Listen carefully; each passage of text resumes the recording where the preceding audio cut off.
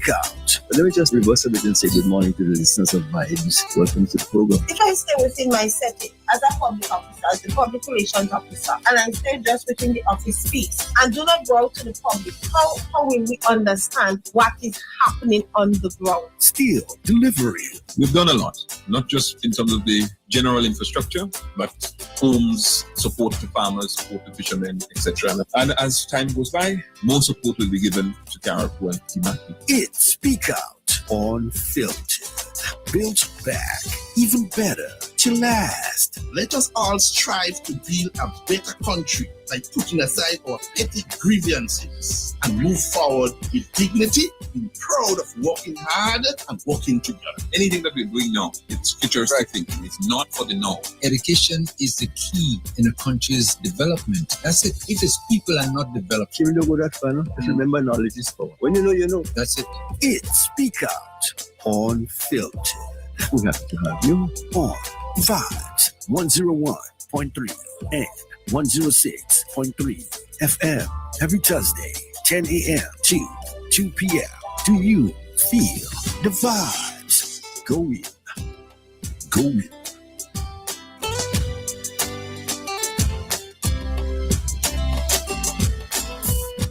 The views expressed on this program are those of the host and guests and not the views of this radio station.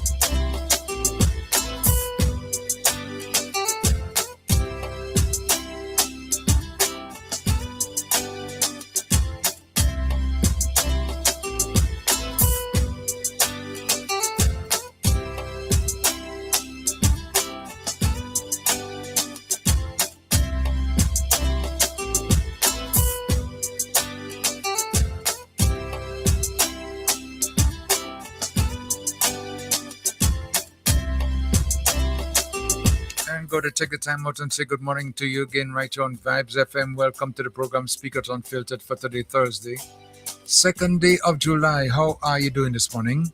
Well, I do hope that everything is fine as you're making your way up and around, and you're going to participate in the program as you've always been doing over time. And to remind you again, the program is interactive, is informative, and you can always call us when we open up our telephone lines. 403-0101, 403-0101, and 443-0101, 443-0101. And you can also call 458-1914, 458-194-1914. All the lines will be available to you. So to those of you listening on Facebook, good morning to you. And those of you on YouTube as well, good morning to you. And in your radios, good morning, wherever you are in the Trial and State of Peter Martinique, Arco, Grenada, good morning. St. Vincent and the Grenadines, good morning to you. How are you doing this morning? Well, so far, so good. So without further delay, let me just go right over to my colleague who's always here with me. Koi, good morning. How are you doing this morning? Good morning. Good morning. Good morning to Kim. Good morning to the listeners, wherever you are. I'm already noting that, everybody is just coming on, getting ready. Is like going to school. You want to get there before the bell rings. Yes. So. Yes, go ahead. No, I was going to tell you, we don't usually discipline people when they're late. Eh? No. So you don't have to worry. No. Right. So yes, and so it's nice to see when we gather around, and of course, it's nice when people can gather to discuss and to engage in positive vibes. And I think Speak Out Unfiltered here this morning is one such experience that I look forward to, where we can discuss the issue, discuss things. We might have disagreement. Not might. We will have disagreements, but I think if we genuinely reach out to each other and support and encourage each other, it's going to be a nice and beautiful experience. So I look forward to Kim. we just the day after. I called this morning the day after. The day after. The day after. Yes. Explain when you say the day after. Well, A little bit more for people. Okay. Yesterday was 2 years since we experienced burial. Yeah. And this morning, could you remember the morning after? The morning after the real hurricane. Yeah. The day after, I mean, we were hit, and so a lot of people did not know what really hit them. Everybody was in a daze. People were walking the street and just not knowing what had happened. So I called, this to me is the day after. What happened the day after? Some people didn't sleep yet. Well, the day after was really waking up to reality.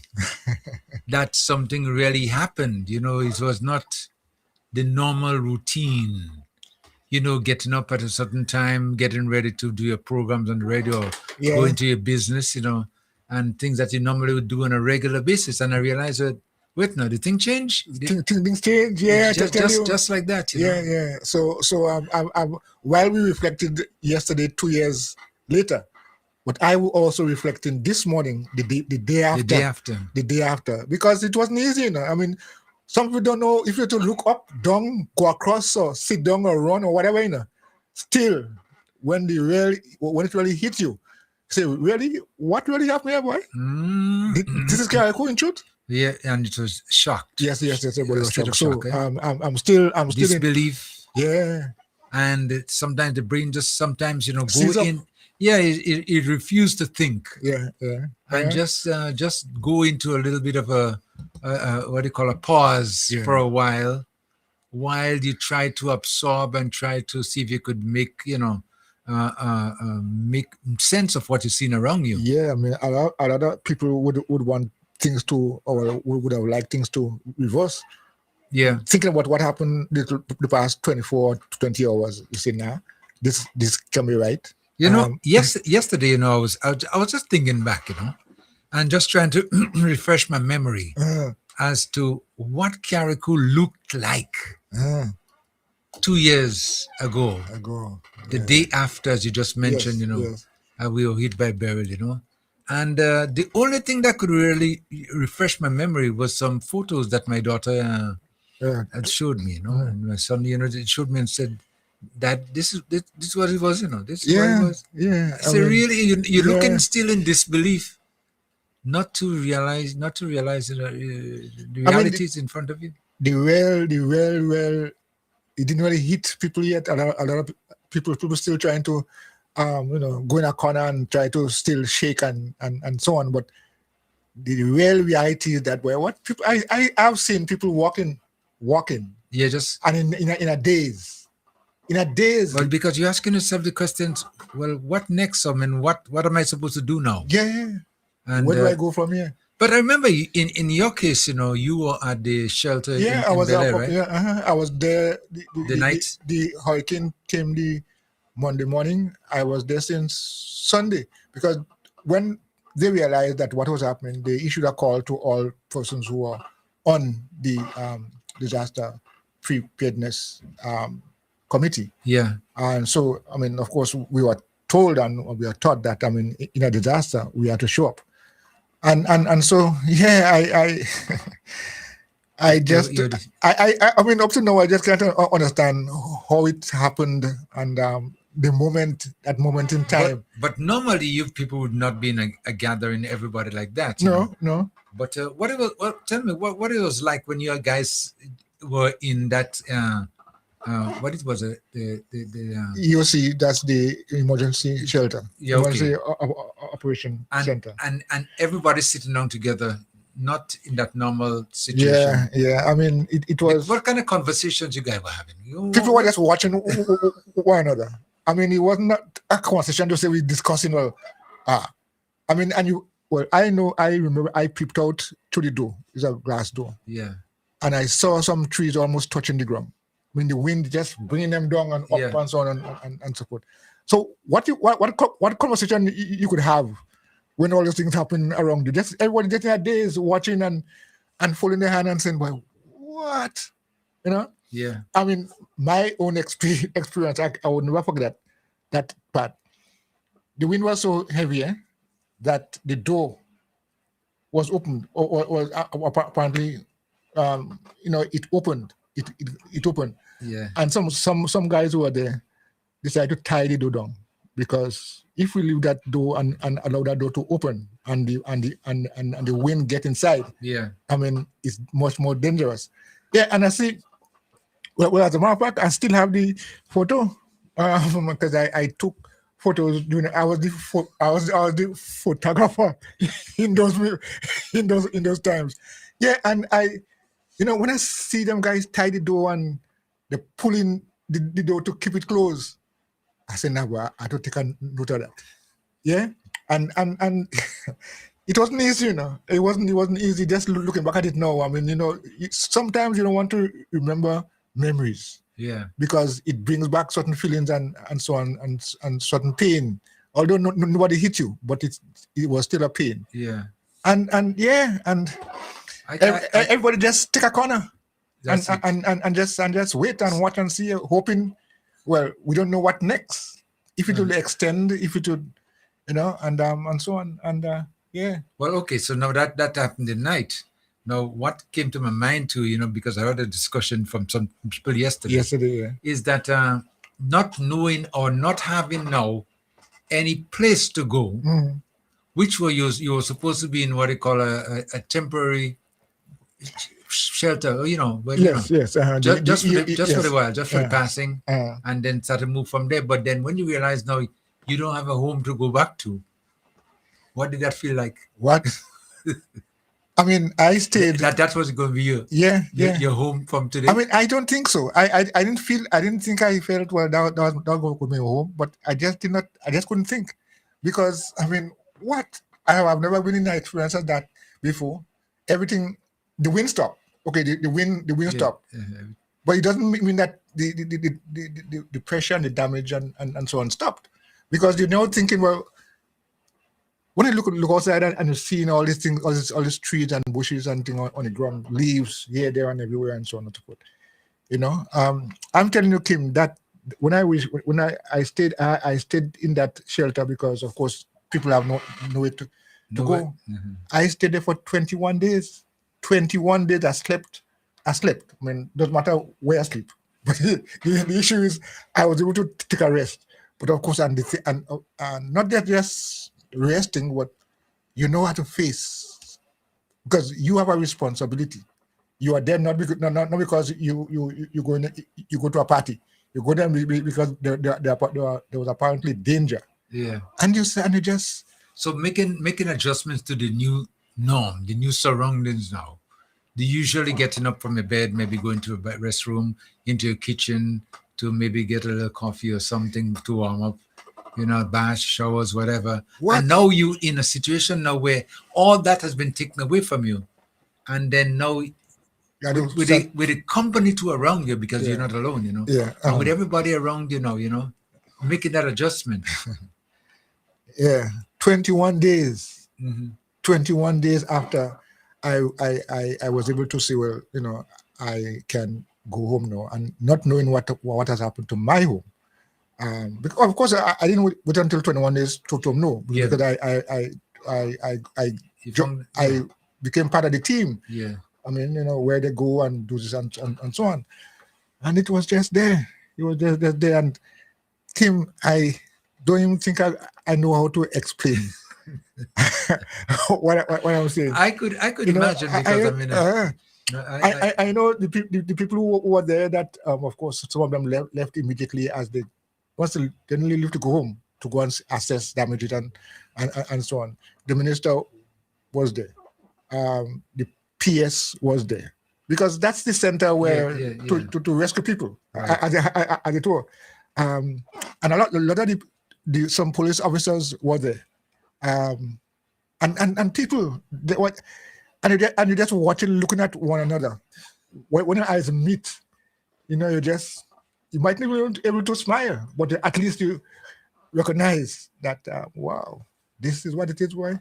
Yeah. I don't know. I just, like I said, been Yeah, reminiscing, yeah. and just thinking back, for some of the situation that some people were in, I mean, fortunately, I was a little bit better because my quarters where I bunked down, I mean, still was okay, so I could still, have a little bit of a rest, But I'm just waking up the next day, and Wake up. well, yeah, So, well, yes. so you sleep then? Well, at certain times the eye going shut, one way or the other. But then not realizing now that you cannot do what you normally would do. No. Everything has changed just like that, and you're looking forward now to, well, thinking of what is next. What is next for you? What plans could you put in place, or what can you do to make sure that like you try to get back to the norm? How soon you're going to get back to the norm? And everybody around you in almost the same situation. Yeah. So it was not easy, But I mean, we went through it though. Yeah. We went through it. I really feel that it's an experience that we have to remember and be thankful that it wasn't worse. And somebody on the program yesterday said, or Andy, I think, leftist, he said, it was a good thing that didn't happen in the night. Because if it had happened in the night, well, of course, all lights gone down. Well, yeah, or unless you have a generator that might be able to stand. But yeah, I mean, if it had happened in the night, and I think that comment came when the discussion was on what happened with Dover School. The container just rests. I don't know how many of them that lift it up and put it on top of the school, the library part of the school, and it was a shelter, place was a shelter. It was a shelter, but luckily again during the day, it happened in the day, and I'm saying, yes, they were able to observe some sort of movements in the building where they were, and they were going to have to shelter the second half, and they didn't think that it was going to be able to withstand the second half. Yeah. So luckily, it was daytime again. Yes. And there was this short span when the eye crossed that you were able to move from one place to another. And luckily, the place where they moved from is the place where the container landed on, crashed it not to the ground, but just in pieces. What the building, the entire building went down. The entire building went down. And they were out of that. And that is where they were during the first half. Just imagine that. Now, if it was nighttime, they may not have been able, to observe the movements in the building yet because of the hurricane, and they would have thought, well, it was safe and it's dark, so you can't see where to go. I mean, this thing was cruel, I mean, we're giving thanks now because we survived, but the experience itself was cruel. I mean, you like, you can't swim and you end up in the sea. What would you do? Flap your hand? Look for a branch. I mean, come on. in the dark? Yeah. It was, but God be praised that He spared our lives. And He spared our lives. But that container on top of that building there, I as I said, I think the same afternoon, I went down to Dover because everybody's just going there to see what's happening. You guys were just walking though. You couldn't drive ready, right?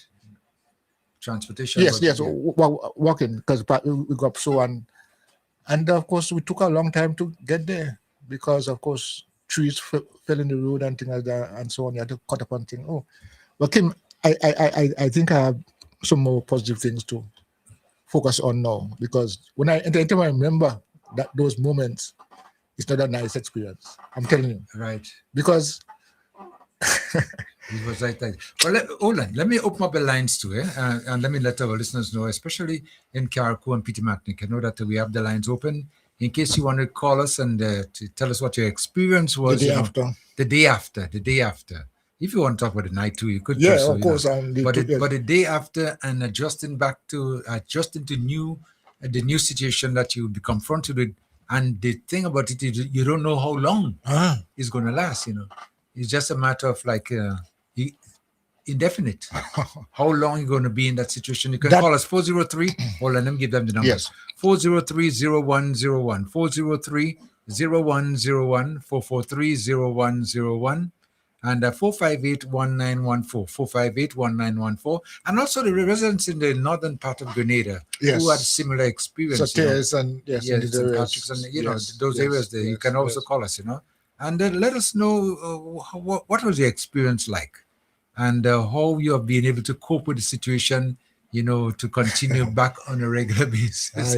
Let me take the first call. Vibes FM, caller, you on. Caller, good morning. Caller, you live. Caller, turn your radio down. Turn your radio down. What was the experience like? Caller? Person is on. Yeah. Cope with the situation, Caller. continue back on a regular basis. Let me take the first call. Vibes FM, caller, you on. Caller, good morning. Caller, you live. Hello? Hello, yes. Can you please turn your radio down? Can you please turn your radio down? Yeah, you're on. Turn your radio down.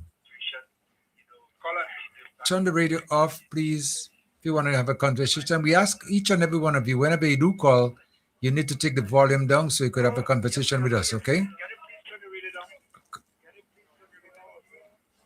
Okay.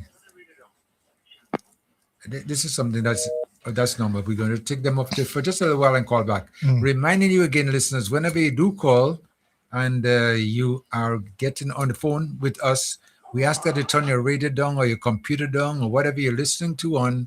So this way you could have a conversation with us. Otherwise than that, you're going to feel that you're not on, and then you're going to be hearing the radio, which comes up, or whatever you're listening to, a little bit delayed. It's delayed sometimes as much as sometimes about a minute, that is delayed, So we need to ask you again, please, whenever you do call, as soon as you start dialing, turn your radio down so you could know exactly that you're making a connection directly to us, and you could have a conversation again.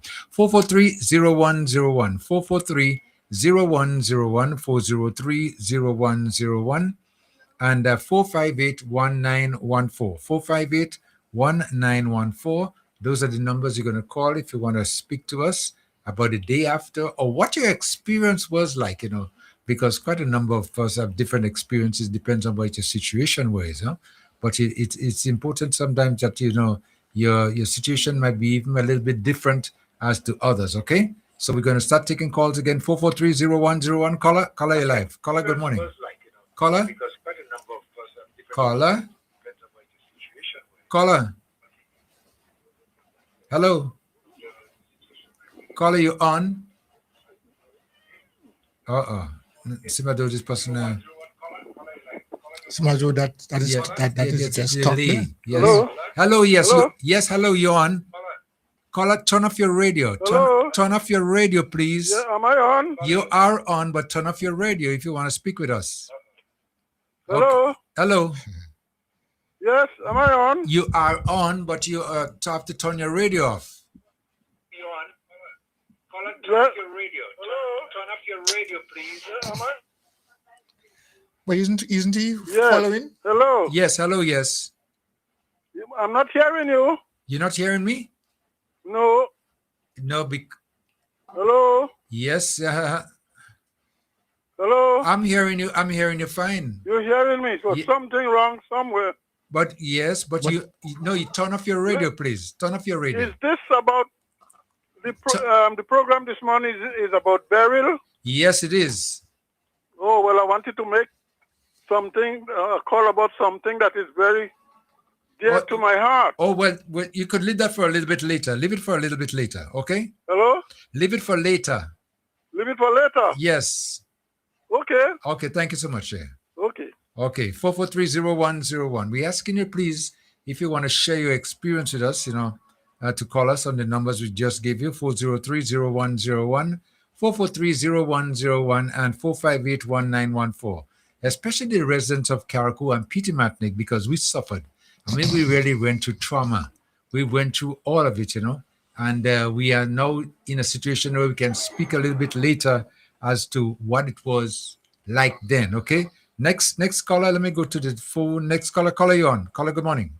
Yes, good morning to you, Kim, and good morning to Koi. Good morning, well, yes. I don't know how many times people will be told to turn down their radios before they get on any calling show. It's not just yours, Yeah, I know. And calling programs have been a long time in Grenada. In fact, I was part of the discussion to bring in calling programs. But up to today, adults, and they're not getting it, Kim. You ask, he's saying he cannot hear you. You ask him, he says he cannot hear you, but you ask him, can you hear me? He said no. How are we hearing then? How are you to answer that? He answered your question. Yeah. Oh my God. Anyhow, I just wanted to say it's really creepy with the container flying. Eh? That is a creepy one. Yesterday, my daughter and I were speaking about that one, and we said that's a real miracle from God. Because that was really, really. I mean, the container moved up maybe about close to about 1,000 feet, maybe, or even maybe more than that. Over trees, you know. I mean, if you see the area that we speak about, you know, where it came from and where it landed, it's just amazing, you know. And we can't the weight of a container plus what was in it. Yes. Is even and it moved in that way. Boy, Caller, caller. Let me say here that the container we're talking about is the one on the Dover School. Yes, but there was also yes, that's what I'm talking about too. But I am saying that it is really that part of the hurricane is really, really creepy. That container coming through the air there, and I guess now that's where unity is strength, because they were all together. Because that could have caused heart attack and things. Well, but because they were all together, they lend strength to one another. Yeah. Well, but that part with the container flying through over the trees, that part is really, really creepy. And we heard of. We heard of houses flying in the wind. Janet hurricane. We heard of houses flying, but they were lighter because they were bamboo houses and boat houses and so. Yeah. Not this big heavy container. Papa, you. Anyhow, have a good one. Thank you so much. Yeah. Talking about houses flying, I remember hearing a story about Janet, and they said that the husband in the house, you know, when they were bunkered down there, the house lifted, and he said to everyone, you know, he says, you know, loud enough they could respond. He says, everybody inside, and they all answered, yes, Daddy. And then he mentioned safe landing, and they were in the air at the time. Yeah, they were in.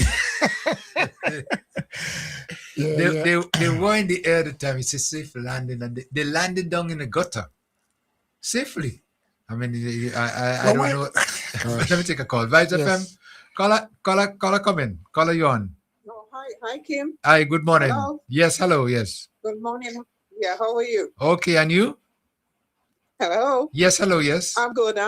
Yeah, yeah. I'm just calling about the hurricane the day after. I was there. Oh yeah. And it was. You remember, it was total disbelief. You know, like when it all stopped, you sort of like think, okay, what went on here? What happened? Like you're really dazed. Yeah. You know, and now it's the time. Now you think, okay, one foot in front of the other. What do I do? What do I do?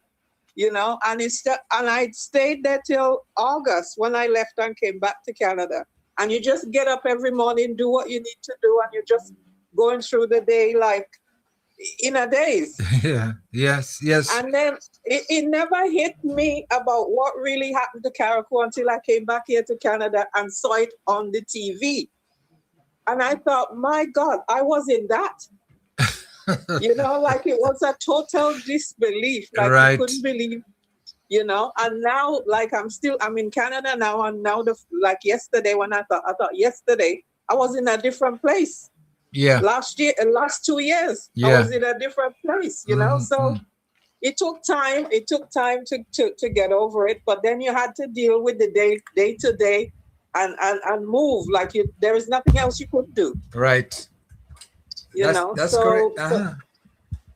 So that's how it was for me anyway. I don't know anybody else, but that's how it was for me. You just had to get up in the morning and do what you had to do without thinking, well, you know, what am I going to do? What am I going to do? What you have to do. Right. Yeah. That's what it was. You know? Yeah. Yeah, But yeah. but you survived. Until like as the time goes by, you sort of like getting back yourself. Yep. Yep. Mhm. Yeah, yeah, yeah. Well, So that I was know. my contribution. Okay, all right. Well, thank you so much there for your contribution. Again, we ask you to call at 403-0101, 403-0101, and 443-0101. And you can also call 458-1914. Call us. Let us hear your experience, what transpired that night and maybe into the morning, the next day, the day after. And at this point in time now, how are you coping? How are you able to get back to the new norm? Because that's exactly what you'll be experiencing now. You have to make a lot of changes in your routine, even in the building back of your property. You have to make quite a number of changes in order to avoid something like that happening again because of the experience that you had. Okay, and we continue to take the calls. The lines are open. Okay, well, let me say, I was. yeah. Oh, hold Yes, on. go ahead. I was making a call. We spoke about. I mean, making the comment. We spoke about this container, but I don't know if you know. There's another container that actually flew. I saw it too. I saw it. I didn't see when it flew, But I saw where it landed. Yeah, on the other side of the road, But that again, it's like a roundabout, It's like a roundabout right by the belly pond. Right. It was there, resting on some concrete and so on. And the next thing is that he went over the hill. Went over the hill and landed in the road. I mean, that place is not too far from the center where we were. You guys were? Yeah. So I could imagine now. I mean, what transpired. Wow. It was. I can't understand how it literally climbed up a hill and landed on the other side. Yeah. Well, when we were able to drive, okay, because driving, moving around, took a couple of days, maybe about a week, we were able to drive and navigate yourself into different routes and things like that. And when I saw where the container was, and I was asking the question, they said it came from over there. Over there? Well, so it's back there now.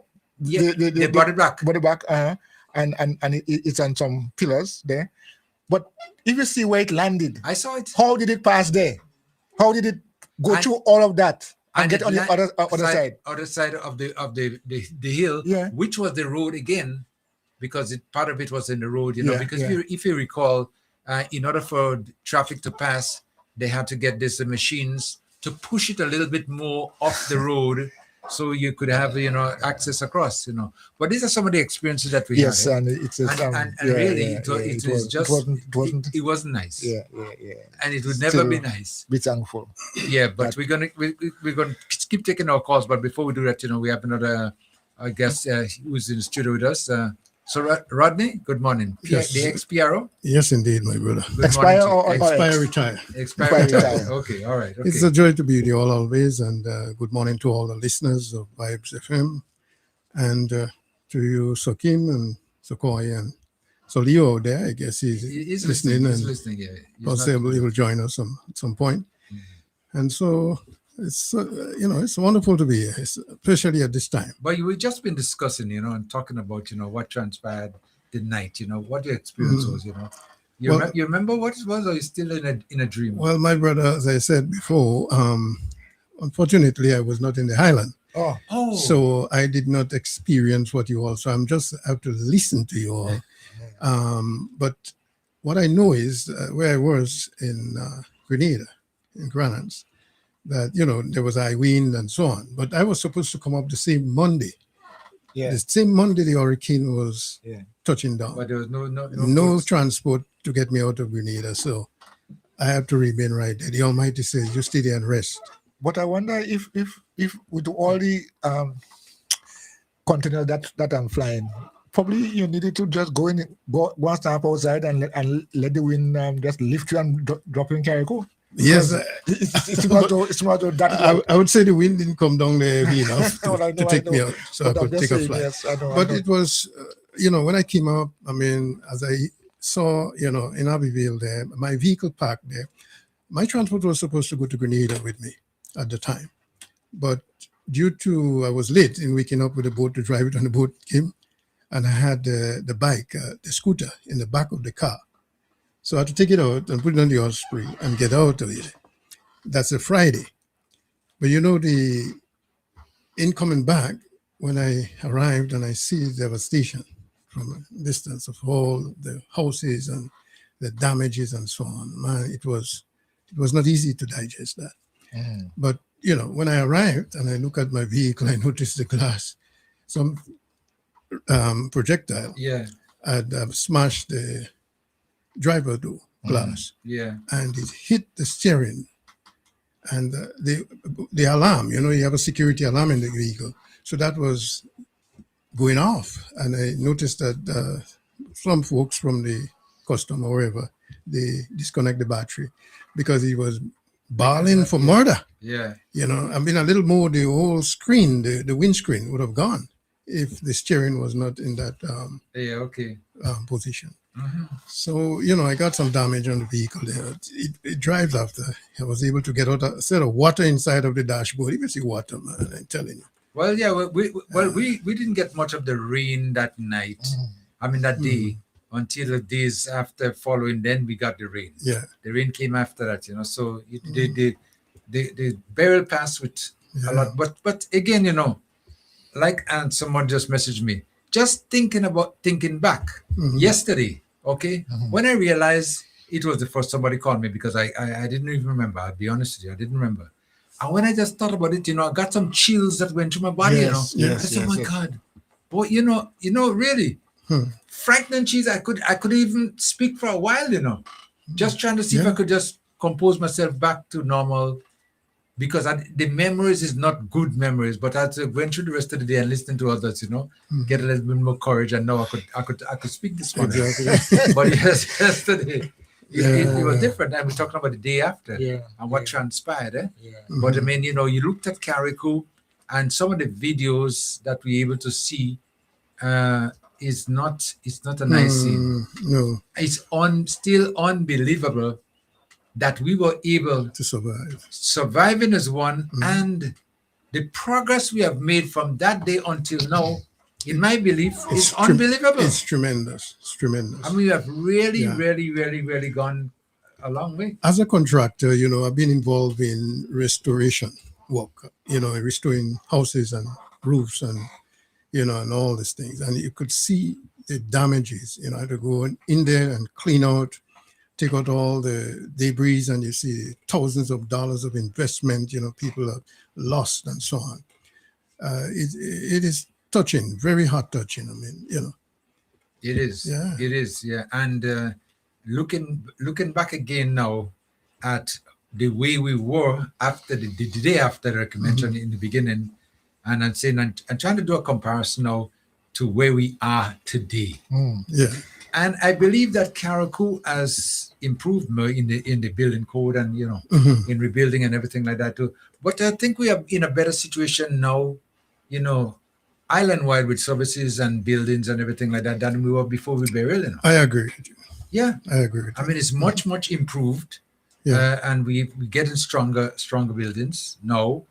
And everything is coming back to another standard where we lifting our standards right now. And folks, many people today is saying, I mean, just one second. Hold on, let me take the call. Vibes FM, caller, you live. Caller, come in. Good morning, Yes. Marcus and Cousin Kim, Yeah. and your host and your guest. Can you Yeah. get my number off your Morning. phone there when it comes to Grenada Restore? He says he does restoring, and I have some work to do around my room and house here. My name, of course, I think you remember my name, Jackson. He says he does restoring building. And can you call me when you get to Grenada, please? You're your guest that does restoration. Okay, well, I have the number, so I'll give it to him, okay? God bless Max company. Okay, thank you so much. Yeah, okay. Yes, going back to you were saying, that what you observe. Yes. And, what I observe is that many folks are saying, burial came and burial was bad. But, the end result is so good, so many people, you can see the development and with the administration, behind pushing to make sure that, things are better for the people. They appreciate, from where they came from and the success and the progress. Yeah. It really has peeled, scattered, as it says, when you scatter, you increase. But when we told more than his meat, it tended to poverty. You understand? Okay. But basically, you know, you can see the scattering of our government in concern for the people. Speaking about government, we're going to get into that in just a Yes. little while. But let me take another call. Vibes FM, caller, you on? Caller, you next? Caller, listen to me. Caller? Yeah. Yes, listen to yes. Go right ahead. Yes, you're on. you. Listen to me. Yes, go ahead. I just checked the weight of a 20-foot container. Yes, go ahead. Yes. Caller, go ahead. We're listening. Hello. Yes, go ahead. Your caller dropped for the call dropped for a while. Just imagine a 20 is 5,070 pounds, right? Say then the weight of a container? 5,000. A 20-foot container is 5,070 pounds. Oh, and we're speaking about a 40-foot container now. Oh, that was a 40. Well, I don't even want to go there, but let me tell you about the 20. Yes. Right? Is 1,000 pounds. Yes. The wind speed, they say is needed to move that in the air is over 200 miles an hour. Okay. That is crazy. That, yeah. Now double that. An empty container, double that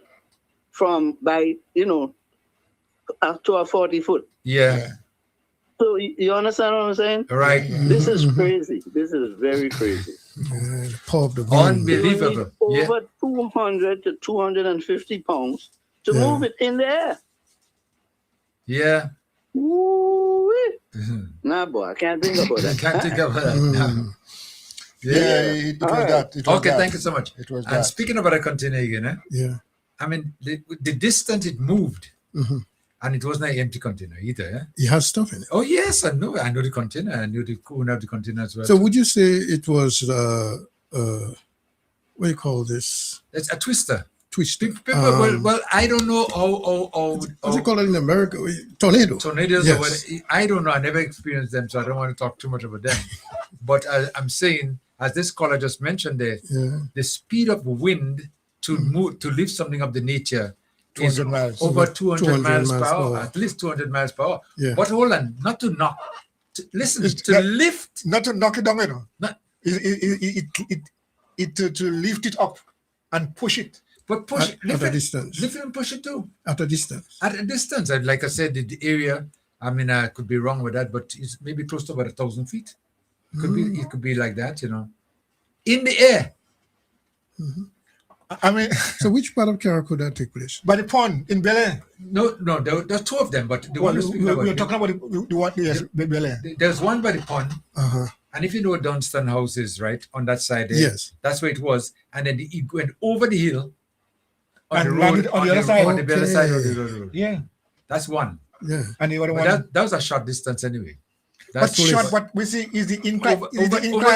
over the hill, yes. Yeah. Yeah, I mean that is the issue here.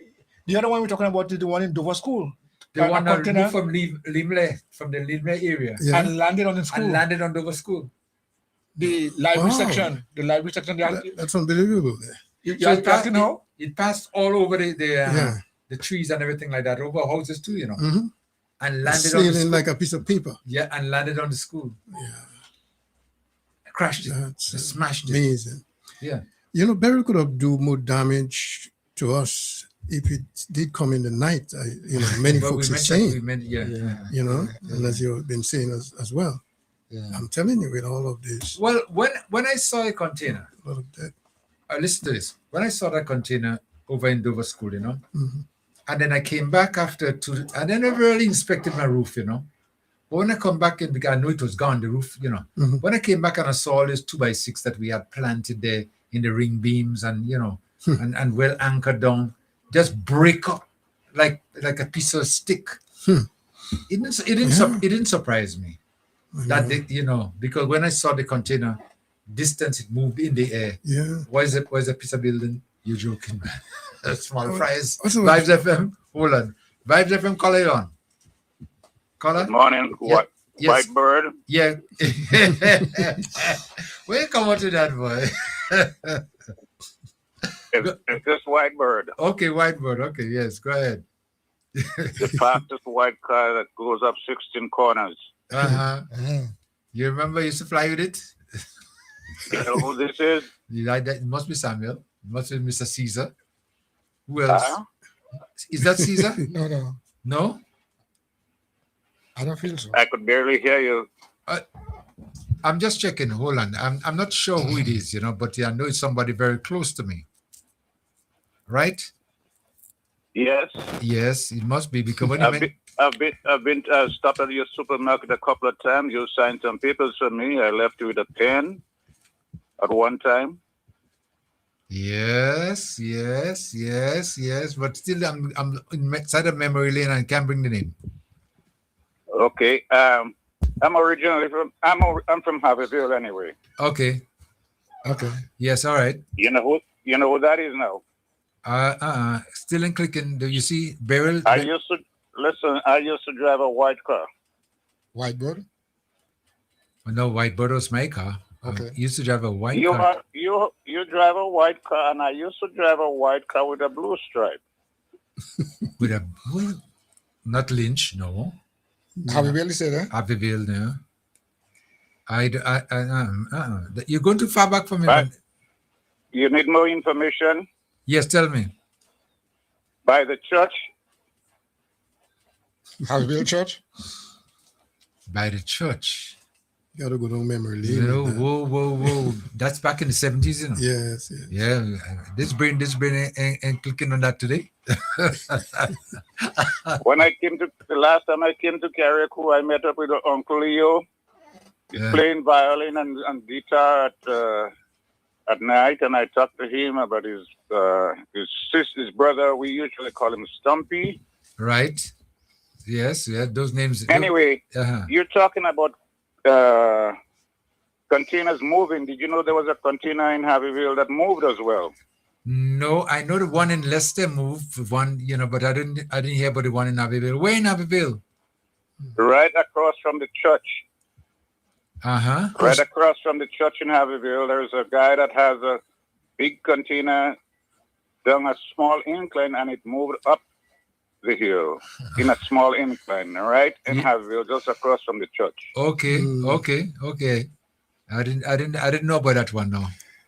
Okay, Mr. Mills, I'm gonna give you a little information about who I am. So after I hang up, you would know who it is. The last name starts with an L. L. No Lambert, no. If it's Happyville and it's L. Happyville, no. Boy, I don't know. You have me today. You really have me in school, back in school. I can't think. I can't remember.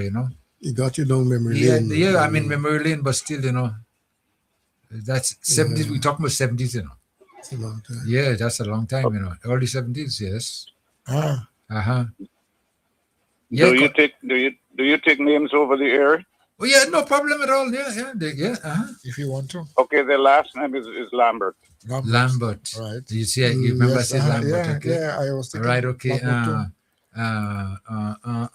Yes. Okay. His first name. He was in school with us, man. In my brother class too. Okay. Yeah. But I have an idea now. Yes, Lambert. It was only one Lambert. So who can? Right? Yeah.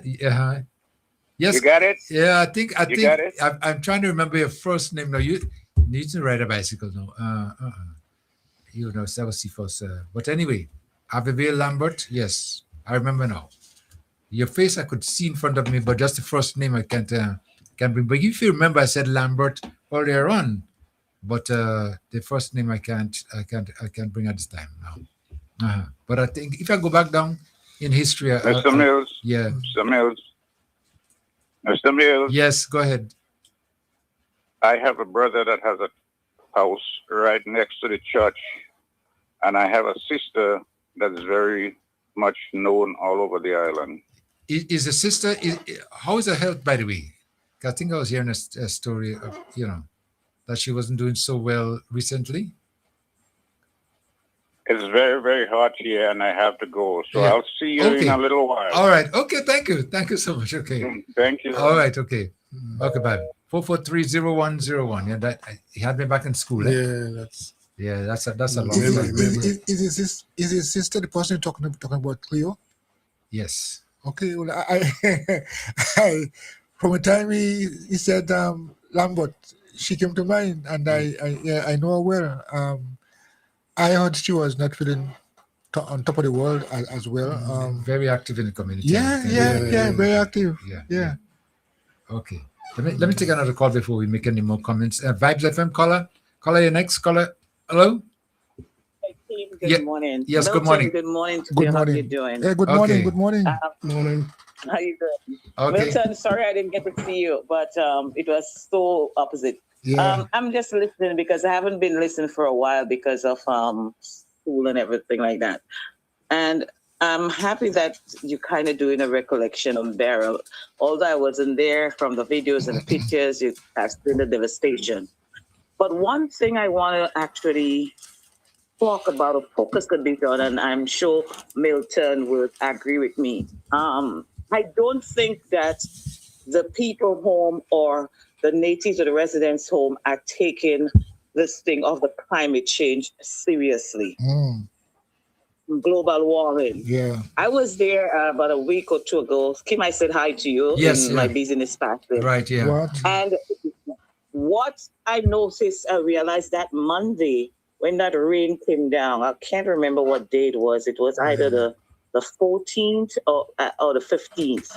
When that rain came down and how heavy that rain came, a lot of people were frightened and thought it probably was going to be a near experience to Beryl. Yet we see that the way things are done, it's done against global warming and climate change. And it's very interesting to know that we are in a hurricane season. Anything could happen. Anything is predictable at this moment. The weather all over the world, the atmosphere, the environment, the ecosystem, everything is being disturbed at a drastic rate. What are we going to do to protect ourselves? One of the problems I noticed that trees are being cut down tremendously. Yet no one is thinking of if you cut down at least 10 trees to plant back 2. Trees help to stabilize the environment, to help bring in good air to avoid the heat. It helps to hold the soil together. The roots help to hold the soil together.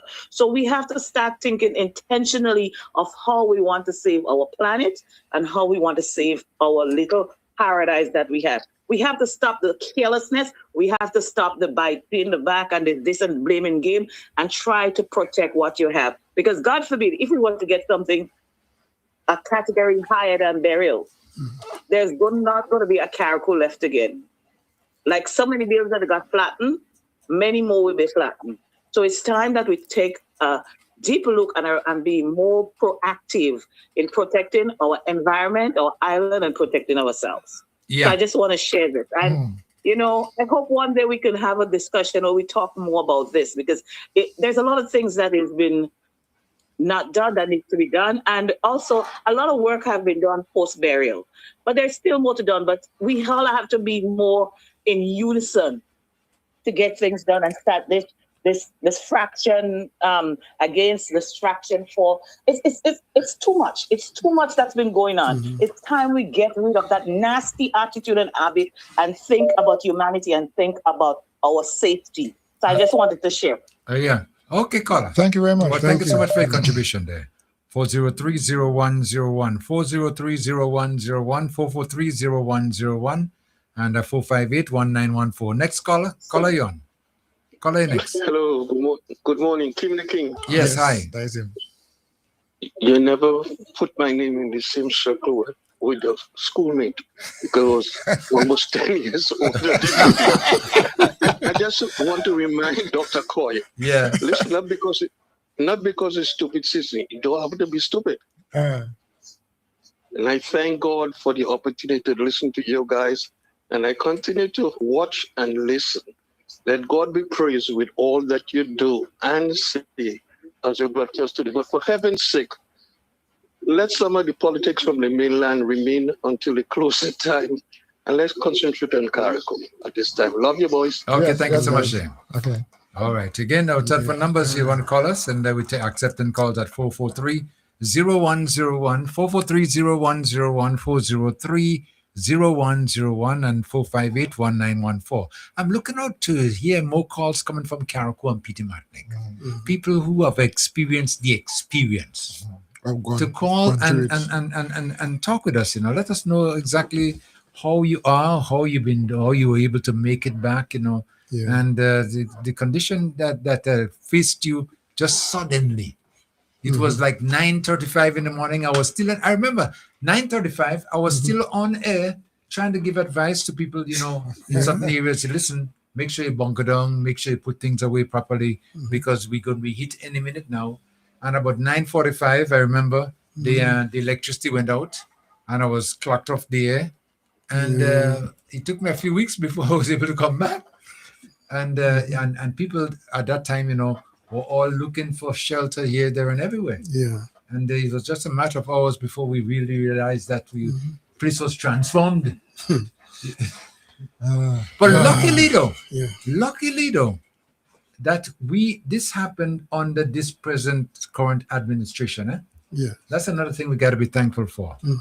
Because I remember back in 2004-05 when we had Emily and Ivan there, and we didn't get any attention in Carriacou from the government. No assistance or nothing of the nature we could really speak and brag about.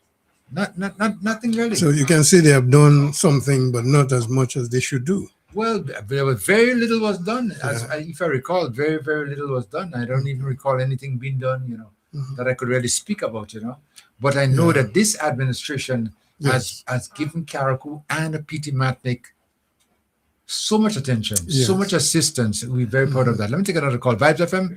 Hi, good morning. Good morning to everyone. Yes, good morning. Yes, I'm calling from Carriacou, Liverlake. Yeah. And that's my experience with burial. I don't know. I've got a 2-story house, and the top was wood. The bottom is concrete. And the top went 3-bedroom upstairs. It all went, and I really have no idea where it went. And when I walked in we slept in the pickup. And when I walked into the house in a foot of water, and all the photographs of my children swimming, still have the pain. Yeah. Still have the pain of seeing all my photos in water. I would never, ever want to experience that again. Anyway, my boys came and they replaced all the photographs because they had it all on the camera and everything. And thank God, everything is back to normal. We couldn't put back the top floor, but we're in a bungalow now.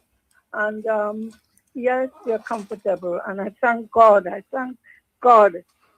NDC was in power when they were able to help me with materials to put a roof over the ground floor. I thank God, I thank Kevin, I thank everyone that was involved in helping me to be a bit more comfortable. I'm 83 years old, and I really would not like to go through this again because it really is painful. I sit listening to the program with tears in my eyes, and I thought all the memories just keep coming. I stood up and opened my kitchen door, the back, and I saw my dustbin spinning in the air and disappeared. I don't know where it went, but I think it was a tornado because the rate it was spinning. And thank God it happened during the day because I don't think maybe we would not have been alive today. God bless you all. Yeah, well, thank you. Thanks for the memory. Okay, Bye-bye. thank you. Okay, bye. People's experience, it's something else. Imagine that you saw it's just been, spinning there. And again, what about the animals that I've heard the story of, like goats and so on in the air? People saying that they see a cow end up on a. Well, I wouldn't doubt them. I wouldn't doubt. I saw a picture of that. Because if you notice, like I'm saying, a 40-foot container flying distance Anything could happen. Anything could happen. WhatsApp callers, hold on. Let me take the landline call first. WhatsApp callers, hold on. Landline caller, you next. Caller, come in. Caller, yes. Caller. Hello. Hello. Yes, hello. Yes. Listen to me on the radio. Kim. Yes. Kim, this was not easy. Trust me. We're living on top of the hill. Kim, I was in my shop about 10 o'clock, 11 o'clock the Sunday night, as usual. And we were just thinking it was something small. Who would have been coming? We didn't thinking about this big thing. So when my son came, he says, let's block the window for the shop. And so if the wind blows, that the window will mash up. So we did it, put away my television and my set in a garbage bag, and we there. But Kim, I made my bed inside of my bathroom because there was a low part in the house. So I made my bed there for days. And then while I was there, I heard a neighbor call and she said that she come to rescue by me. I said, well, come in. But Kim, I did not move from my bathroom. I stayed there. Days I've been hiding in the bathroom because there is the only spot is low to if the wind, because I say if anything happens to my house, it's down in the bush we're going. So when I got up as usual in the morning, do my little daily chores, had my shower, had my breakfast, and I said, well, I'm going to cook. And outside was not looking that good, but you could see some. So I thought, well, the hurricane came and the hurricane passed. Well, I don't cook my food, and me and the neighbor sit inside there chatting. And then she says to me, the hurricane is coming on us. I said, well, just small things. I said, not no big thing coming, man. Little thing coming. But I'm not moving from the bathroom. I'm staying inside the bathroom. So Kim, after about 10, 20 minutes, the place starts changing. You start seeing the sun out, the place starts getting dark. And I said to she, I said, well, look at this thing serious. So I said, listen to Rena and them, listen to them, don't listen to the other radio station. But I ain't coming out inside the bathroom. So she said to me, no, the thing is on us, and it's right there. So Kim, what I did, I come up on the bathroom and I peeped outside and I said, what? This thing was really serious. The time I heard the neighbor saying this thing, Kim, she said the bathroom, the house roof was up in the air. See the house roof start to go up, and see the roof start to come back down. See it go up, and next thing when I look, I see the sky. Well, looking for a next door to come out, and the neighbor hold me. She said, but the wind's so terrible, Kim, you can't open the door to come out. So what I do, well, my cupboard in the kitchen is warm. I said, well, I go inside the cupboard and lie down. She said, no, don't go inside the cupboard. Let's be hide in the clothes closet. And Kim, well, as I move out from where I was, I only hear back up. I hear a piece of wood fall on the roof. Well, I don't know what to do now because I'm like we trapped. So I said, no, girl, the thing is, let's get out of inside this place. But I had to go to my uncle downstairs. So when I'm coming out now, the wind has me and she inside it. And the flooring just shaking up because some of my flooring was bone and warm. And Kim, when we do get up from inside of my house, Kim, I couldn't pass because I didn't even know when my shop mash up. My shop mash up, bug wrap, everything. You just pack where we have to go. And Kim, I have no shoes in the foot, but I climbed it. I said, where we go? So, but Kim, I have a bag with my little stuff in it to eat. So when we do get away there, we went across by my uncle. I can't find key, I can't find nothing to go inside the downstairs. Anyway, we hide ourselves behind a cistern under the uncle house. And then outside can look at it, everybody come out, the neighbors come out. But before that came, while we there in the house by me, she said, come and see something. Kim, when I look around at Bella, because you couldn't see all the trees gone. I see a house going down, I see a tank rolling down in the bush. And Kim, when I came out, I said, but look at somebody roof going down in the bush. Did not know was Mr. Stafford container. And if you know what that container is, his fence. I don't know how the container lived there, but the container was up in the air. And I was in the door and he said, look at the roof going. somebody was going. And then you see tanks and ropes are pelting. Governor was just going crazy. And it after came when we went across by my uncle. And I saw my shop flat on the ground. Everything was just flat. And I was like, bridging the road, shitting in the road. And it was like, on my drinks, you know what happened with him? I had a wedding was coming up. And I had about 16 cases of 64 shaker. And they was just busting. And you don't see any back legs flowing. And Kim, I wanted to know what taking place. So then my son come and he said, let's get out of here. Look at this. When you watch respect him, it was like, I don't know, it was like, I can't explain the thing. It was like something coming to we side now. And then when the thing come like it's pouring up, it's pouring. And I peep in and I see a lot of mercy. And Kim, the windows come and he take me out of picture. And he pelted in the road. He blocked the road now. And we hiding still. But still yet, everybody take corners. And then he sees a little bit and she said, let's go around and see what happened. Kim, when I bawling, I start to hold me head. And I'm bawling. Well, I don't know. I was like stressed out. I was like down. So we started going up the road. And then somebody said, Bessie and them was coming towards me. Then we all up in the road and we start to cry. And they said, oh, we are in the same position. Don't cry. But then when I look at Dover and see the school, I said, where the school? They said, look what happened to the school. The school mash up. Came and take me fast cell, barefoot on the ground, went up to Belly. When I went up in Belly, Shem and them start cutting the trees for people to pass. I did not know what a container until I leave my home to go to Belly. The road was blocked and that time I realized was Stafford container where was going. But thank God he didn't hit the neighbor house. He was going down to Cresta. Yeah, right. And Kim them to know I leave Belly and walk down to Bubbles again. There sit on the ground and the neighbor climbing over trees. And when you're going down and you see, well, you alone is not in the position. Then I start getting myself strong. So I come back from Kim and then I start running a line. And I said, you know what? I have no clothes, so I will try to get some of my clothes dry. And they were passing and they said, but you brave. You see what's happening? And I said, what? I don't have no clothes. What will I do? And tell God I did it, Kim. I washed some clothes. I get water. And I did it. And Kim, I don't want to experience these things.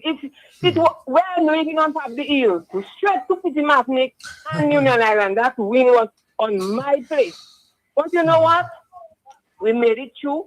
Thank God we are here. And, we build up better and stronger. I have to say that. And it is good. I mean, the experience was bad, but Kim, we have to give the Almighty thanks and praise because we were dead. If that hurricane will come in the night, we are dead. Because Kim, what I see, telephone posts fall down and wait. I still up to now, Kim, I ain't built back my shop as yet.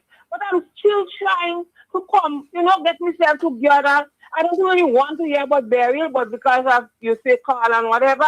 But Kim, it was not a nice experience. I'm talking from Berlin, Okay. That's my experience. Okay, all right. Thank you so much, Tim. Okay. Let me take another caller. Vibes FM, WhatsApp caller. Thank you for waiting. Caller, you next. Caller. Good morning. Yes, good morning. Yes. Hi, how are you, Kim? Oh, not too bad at all. Okay. Yeah. This program should be for all who were there, but oh my God, we who was not there, we suffered. We suffered because we are hearing Karaku flat. Karaku flat. Yep. So when you hear Karaku flat, you scared now because everybody. It's not a joke, but you think, well, if Karaku flat, you can't get through with the phone call. The worst thing was not hearing nobody. That was the worst thing. And I was worried enough. I remember telling my brother, I said, boy, and once you call him boy, you mean you're serious. Yeah. Boy, go.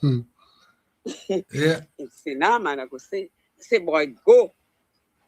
And then he went to some friend, Yeah, okay. He told me that he was, he was okay. And then my niece went up. My niece walked with Eminem and went up to see what's going on with Eminem. And she saw him and took a picture and like, wow. He's alive. Yeah. And we have to remember, they say this guy named Kim the King. And see, this guy helped like so much. Boy, I must, every time I come to Carriacou, I must look for you. You know that? Yeah. That was a blessing in disguise. Yeah. So now Carriacou is bigger, better. And remember, I say bigger because to me, when I driving around, it's bigger. Yeah. Bigger, better. Yeah. Right now. Bigger and better and back. Yeah. Yep. You know? Yep. I cried for Kevin when I remember how much thing Kevin did to make this country reach so far. Lord, I cried tears for Kevin. Yeah. You know, it was sad, but wow. Yeah. I'm just getting emotional just talking about it. Yeah. Yeah. Okay. Oh, okay, Carla. Carla, thank you. Yeah, okay, bye-bye. Yeah. Okay, bye. It's an experience that quite a number of us don't want to ever remember. But sometimes, just sometimes speaking and remembering, you could sort of get a little bit more courage and, Yes. But And to hear but it wasn't from others. It wasn't. No, it wasn't. What they have experienced. No, because we all had that experience there one-on-one. And if you speak to everybody, they have a story. Every one of us have a story. Yes. Because I remember, like the morning, and my daughter said to me, I was bunkered down. Well, listen, you see, man, whatever happened, but I never believed that we were going to get something of the nature. Yeah. Although I was told I was one of the doubting Thomas, saying, God, they're always saying this, always saying that, and it would never really happen.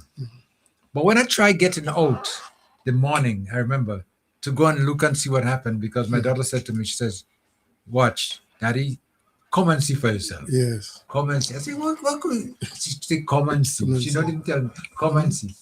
And the first thing when I observed, I couldn't get out because all the roads were blocked. I mean, talk around the building.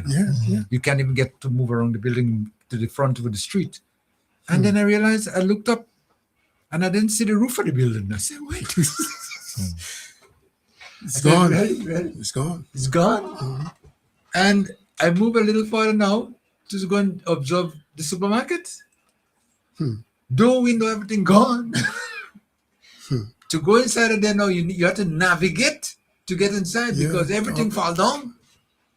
I mean, just imagine, I mean, from in just a matter of hours, and that is it. Because the morning I remember waking up, and when I went to check, because they said it was going to pass around the mid-morning, around early morning rather, and I checked and everything was intact, and it says, we did not get it yet. So I called the Met office, and they said to me that they were going to have a briefing around 6 o'clock the morning. Okay. Well, as usual, because the radio, I want to make sure people get the message. I went on air right away, and I was there until covering. And then after the first part, listen to this, after the first, they passed, and we went through the eye.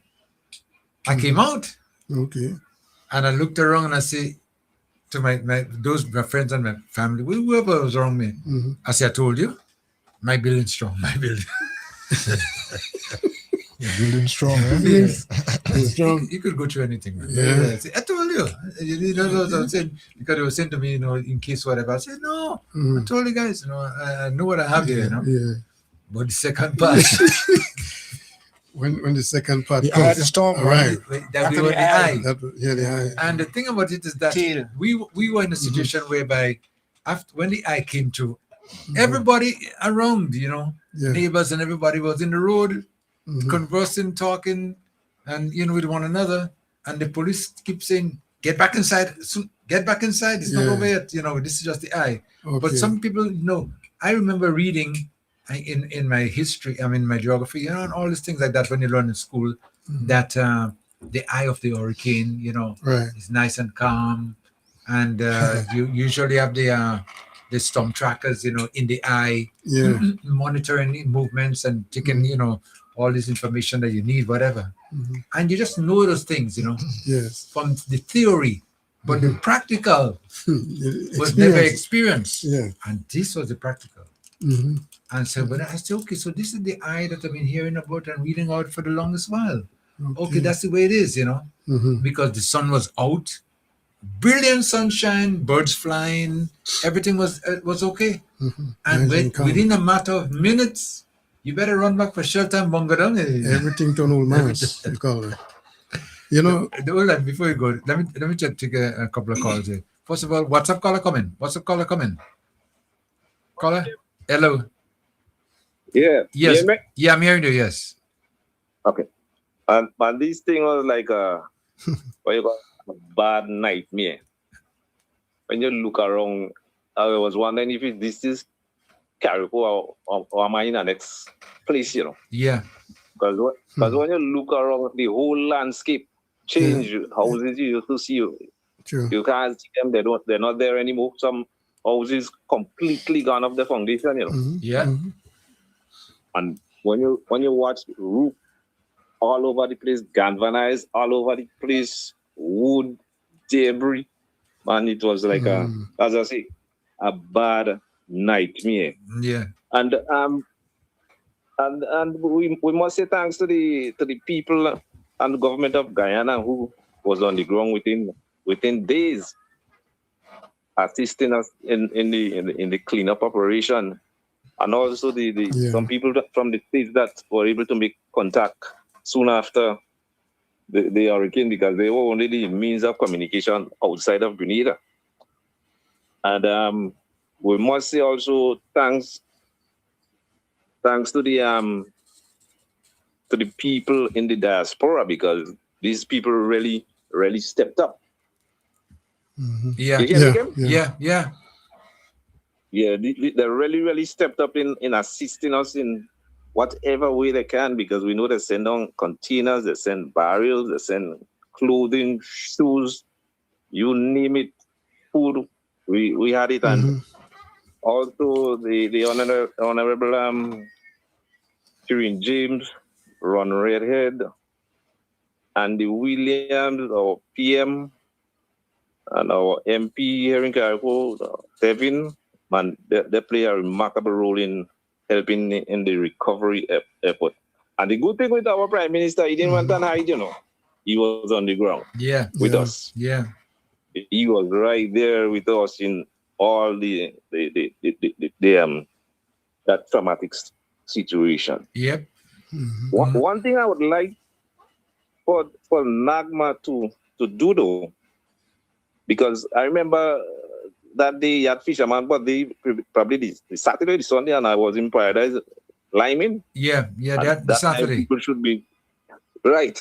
That time people should be there battening down, but we didn't take that for. We didn't take the No, we didn't take the warning seriously. No, we didn't. No. Yeah, so what NAGMA should do, probably they should start sending notification on people's phone indicating to us, to the public, when there is any severe weather out there. Condition heading our way, so that we will take it more seriously, and more information would meet the general public, just instead of only on the radio or on the TV.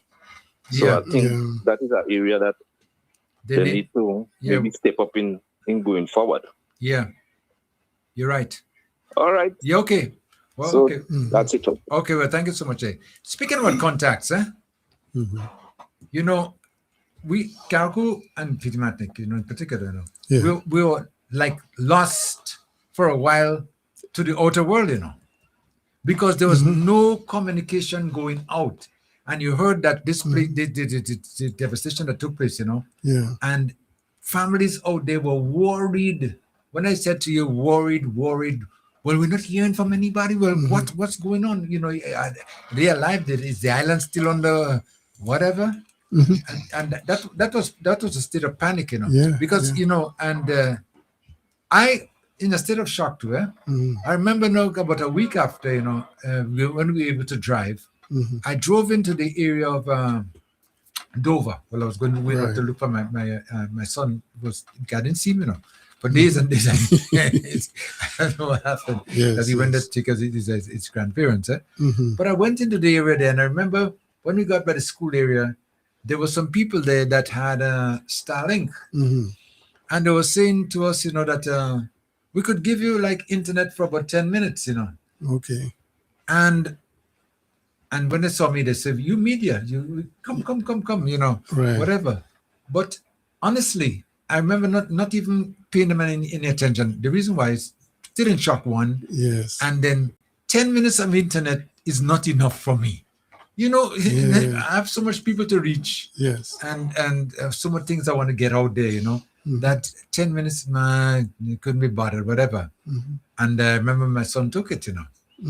And then he said what he did, he made one phone call to one person that he knows that will be able to communicate with the rest, just to let them know that we were alive. Everything okay. Yeah. And that was it. And that's how they know that we are alive. And we survived. And then after a while now, when one of the towers went up down in the Leicester area, I think it was Digital Tower, that was on there now. You should have seen what was taking place, because everybody now was lining up to get a little piece of internet, you know, from that tower. But the tower is so loaded. So, I mean, there's so much coming through there that it was slow. You're not getting it. Sometimes you might get a few minutes or maybe a few seconds, depends on where you are. So we were in our vehicles, imagine from Leicester Crossroad all the way down to Abbeville, lined up on the side of the road, waiting and watching your phone to see if you would get a signal, whatever, something would come through. But then somebody taught me, and they said, listen, what you need to do is to put all the messages down that you want to send out, and they're going to be sitting on the phone there, you know. So whenever the internet comes up, it would send it out one time. Yes. That was awesome. And we survived inside all of that. But the means of communicating and getting across, letting the word out there was very, very, very difficult. Difficult, yes. But hopefully and luckily, within a matter of weeks, you know, we were able to get back on air. Thanks to Digicel and and those folks you were referring to was these visitors that had the internet. Which was very good. And later on, you know, I got a Starlink. And then I was able to put the radio back up. Very nice. And more internet radio than really here, because when you looked at Bel Air with the transmitters, the whole tower was blown apart. So we lost everything up there, you know. But luckily I had space, and I was able to set up a temporary transmitter right in town, Hillsborough here, which is going to reach out far enough just for the purpose. And we went through that until today. We're back to like normal, and maybe even better. Well, we are thankful, and you know, so many folks to show gratitude to, you know, and for them, and the effort, as the guy earlier on mentioned, the folks from Guyana, and you know, folks from Trinidad who came over, you know, with Grenlec, the electricity. Right, and they did tremendous work and so on. And many other organizations that came in from and even folks with the water, remember, came with this Salvation Army or something? Yes. Right? The Salvation Plant, right. Mobile, and, you know, all of these wonderful folks, you know, and the contribution that they have made, you know, and, you know. But you as you just mentioned this thing, you know, just thinking back, you know, we came a long way to get back to really, and some of the assistance that we got from organizations, you know, is what pulled us through. Yes. Because as you just spoke about the water, we didn't have water.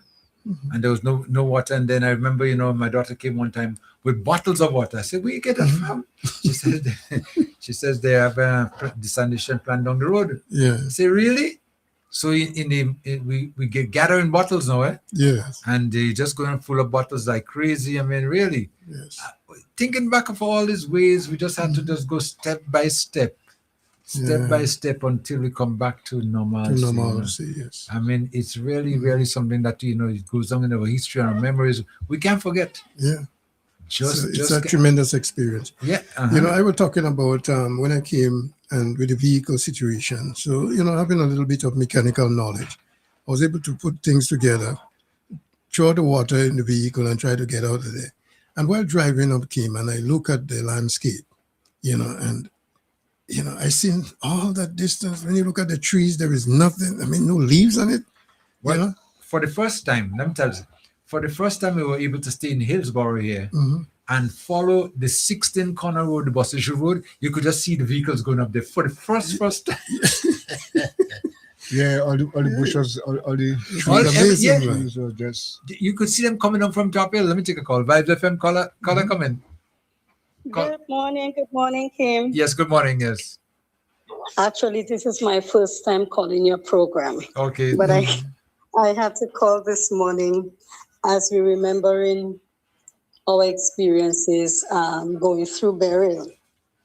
And when you spoke about the communication part, I remember going through burial, and I was living alone at the time.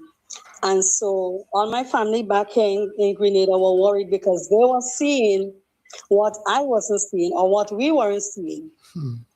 And so when I think it was 3 days later when my pastor came and she said, "Let me take you. I think there is a Starlink port available in Haverhill." Yeah. Tim, I remember when I got there and I tried to reach my family, and I remember my sister putting out a notice and she was like, "Carol is trying to get through to the family." And it's like everybody was so excited that finally they were going to hear from me, because what I didn't know was that my mom was panicking and she was telling them all she could see is me lying in water in my apartment. And my brother was planning to come to Carriacou the day after to look for me, but then they heard from me. But Kim, what I want to focus on is the kindness of neighbors and strangers after burial. Because I remember being in that apartment, 3 stories, and I was at the bottom floor. And when the eye of the hurricane passed, I remember when there was the calm, and one of my neighbors who came over to take rescue in the 2nd floor, I heard her asking, "Anybody check on Miss Dakota? Anybody check on Miss Dakota?" And I'm hearing her asking, and I was like, I said, "I'm here, I'm good." She said, "Charlotte, I was so worried for you, you know." Yeah. But we came out because I couldn't come through my front door because my front door was back long. And so I came through the back door. I could not believe what I saw. I felt like somebody had dropped a bomb on Carriacou. Because the hillside was just scorched and it was immediately brown. Yep. There were no trees, there were no leaves. Thinking back, it's like it's so emotional thinking about it.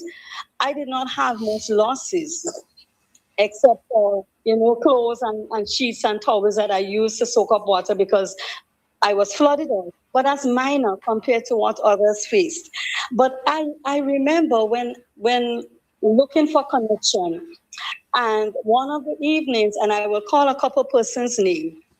One of the evenings I was walking from Leicester to trying to find connection. And I remember Miss Allison from Paradise Beach Club. She just pulled up and she said, "Carol, here." And she handed me a sandwich.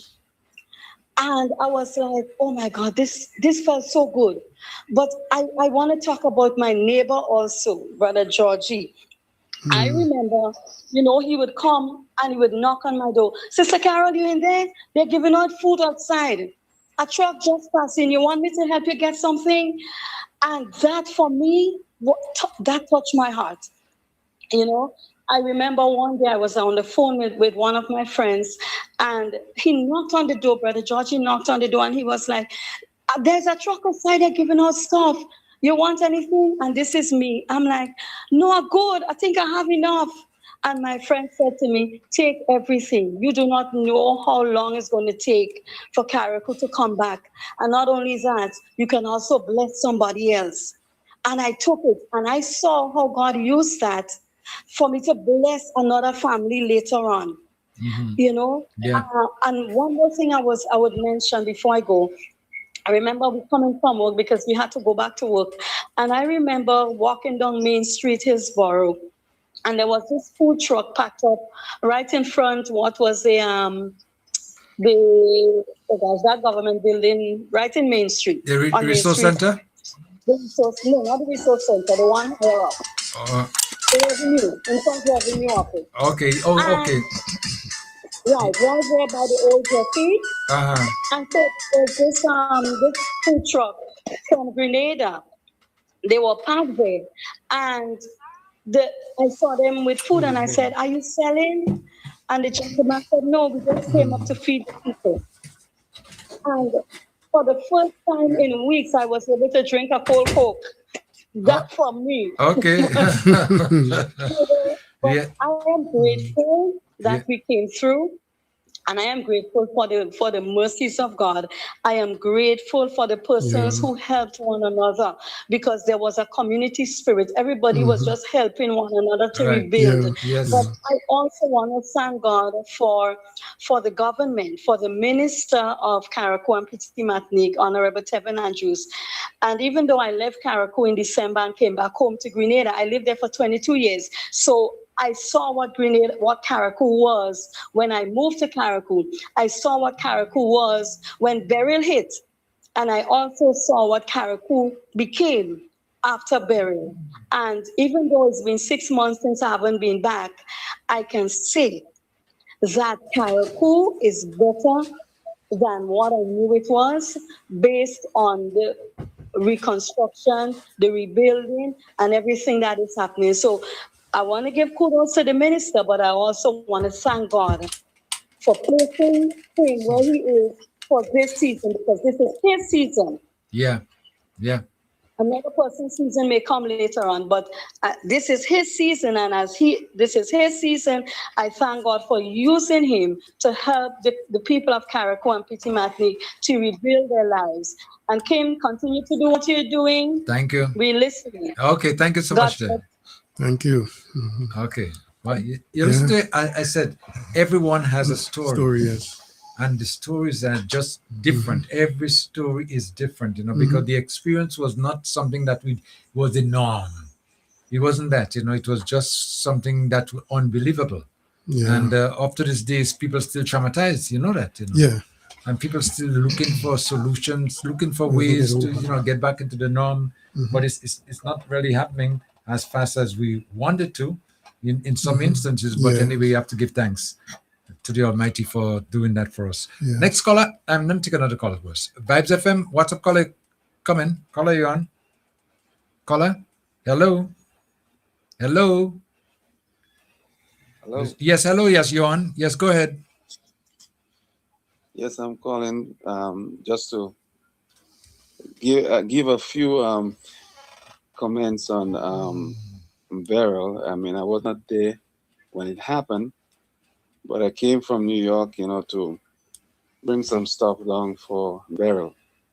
And what I saw, it was so, I mean, my words could not really explain. I mean, I went to our house in Leicester, and when I look at the roof and all what happened on the inside, I came in 2019 on a mission trip, and I brought some people down, and we stayed in that house. And when I get back there and look at the house, I mean, I was stunned. Even looking from the drone shots that I saw, I look at the shot from Harveyville side, and I look at our house, I was like, you gotta be kidding me. But I want to just say thanks to God, because for this ministry that came into Carriacou, Samaritan Post, I want to thank God for them, because the speed in which they came in to help, and with all the plan that they brought in and the medical team that they brought in. Yeah. I must say, some of the folks didn't even know Carriacou before Beryl. But I want to thank God that, seeing what God has done and to save lives, it is a very touching thing for me. And I just want to thank God for all those who have been working and continue to work for Carriacou. I will be coming down in August on another mission trip, and I'm hoping to be in Carriacou and Petit Martinique as well. If you don't know, Mr. Coy, and I'm also Mr. Leo cousin. Yeah, I'm pastor of Crown Heights Gospel Church. So we'll be coming in with another church, St.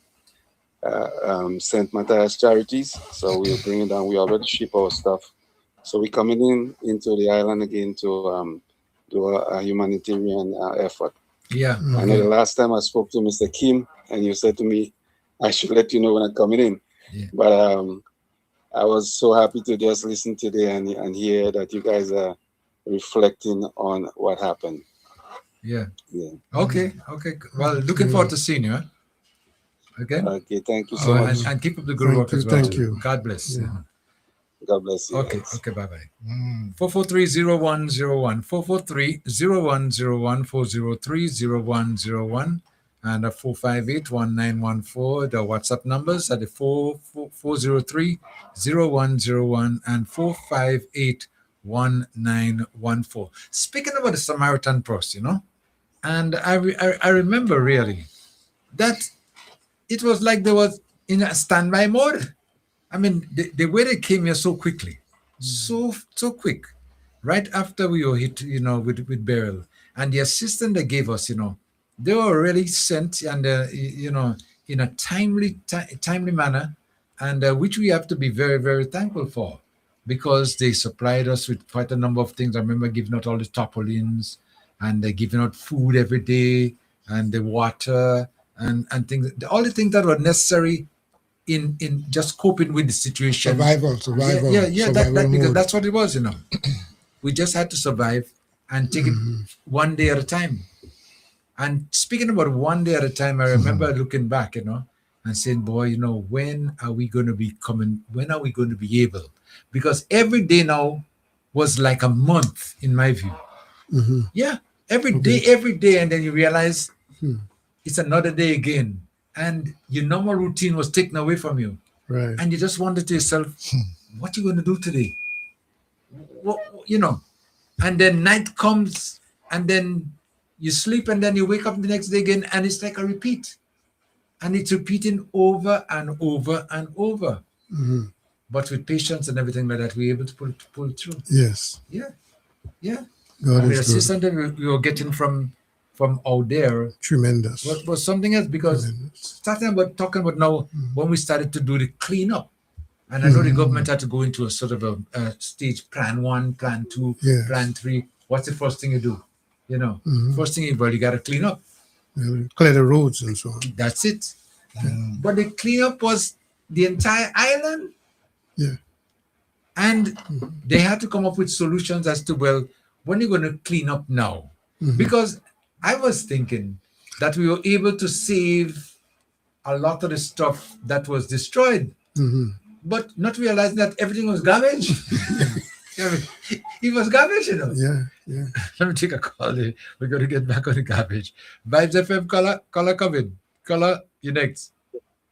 Thank you. Yeah. Something that I forgot to mention. We had a lot of volunteers from the mainland also that came up and assisted us in the cleanup effort, as you just was talking about that. Yeah. We must say thank you to all those who assisted us, all the organizations. Somebody mentioned the Samaritan Post, and they had a hospital down at the stadium down there. Stadium, yes. The management of Mount Pure Water, and everybody. It's too much to mention.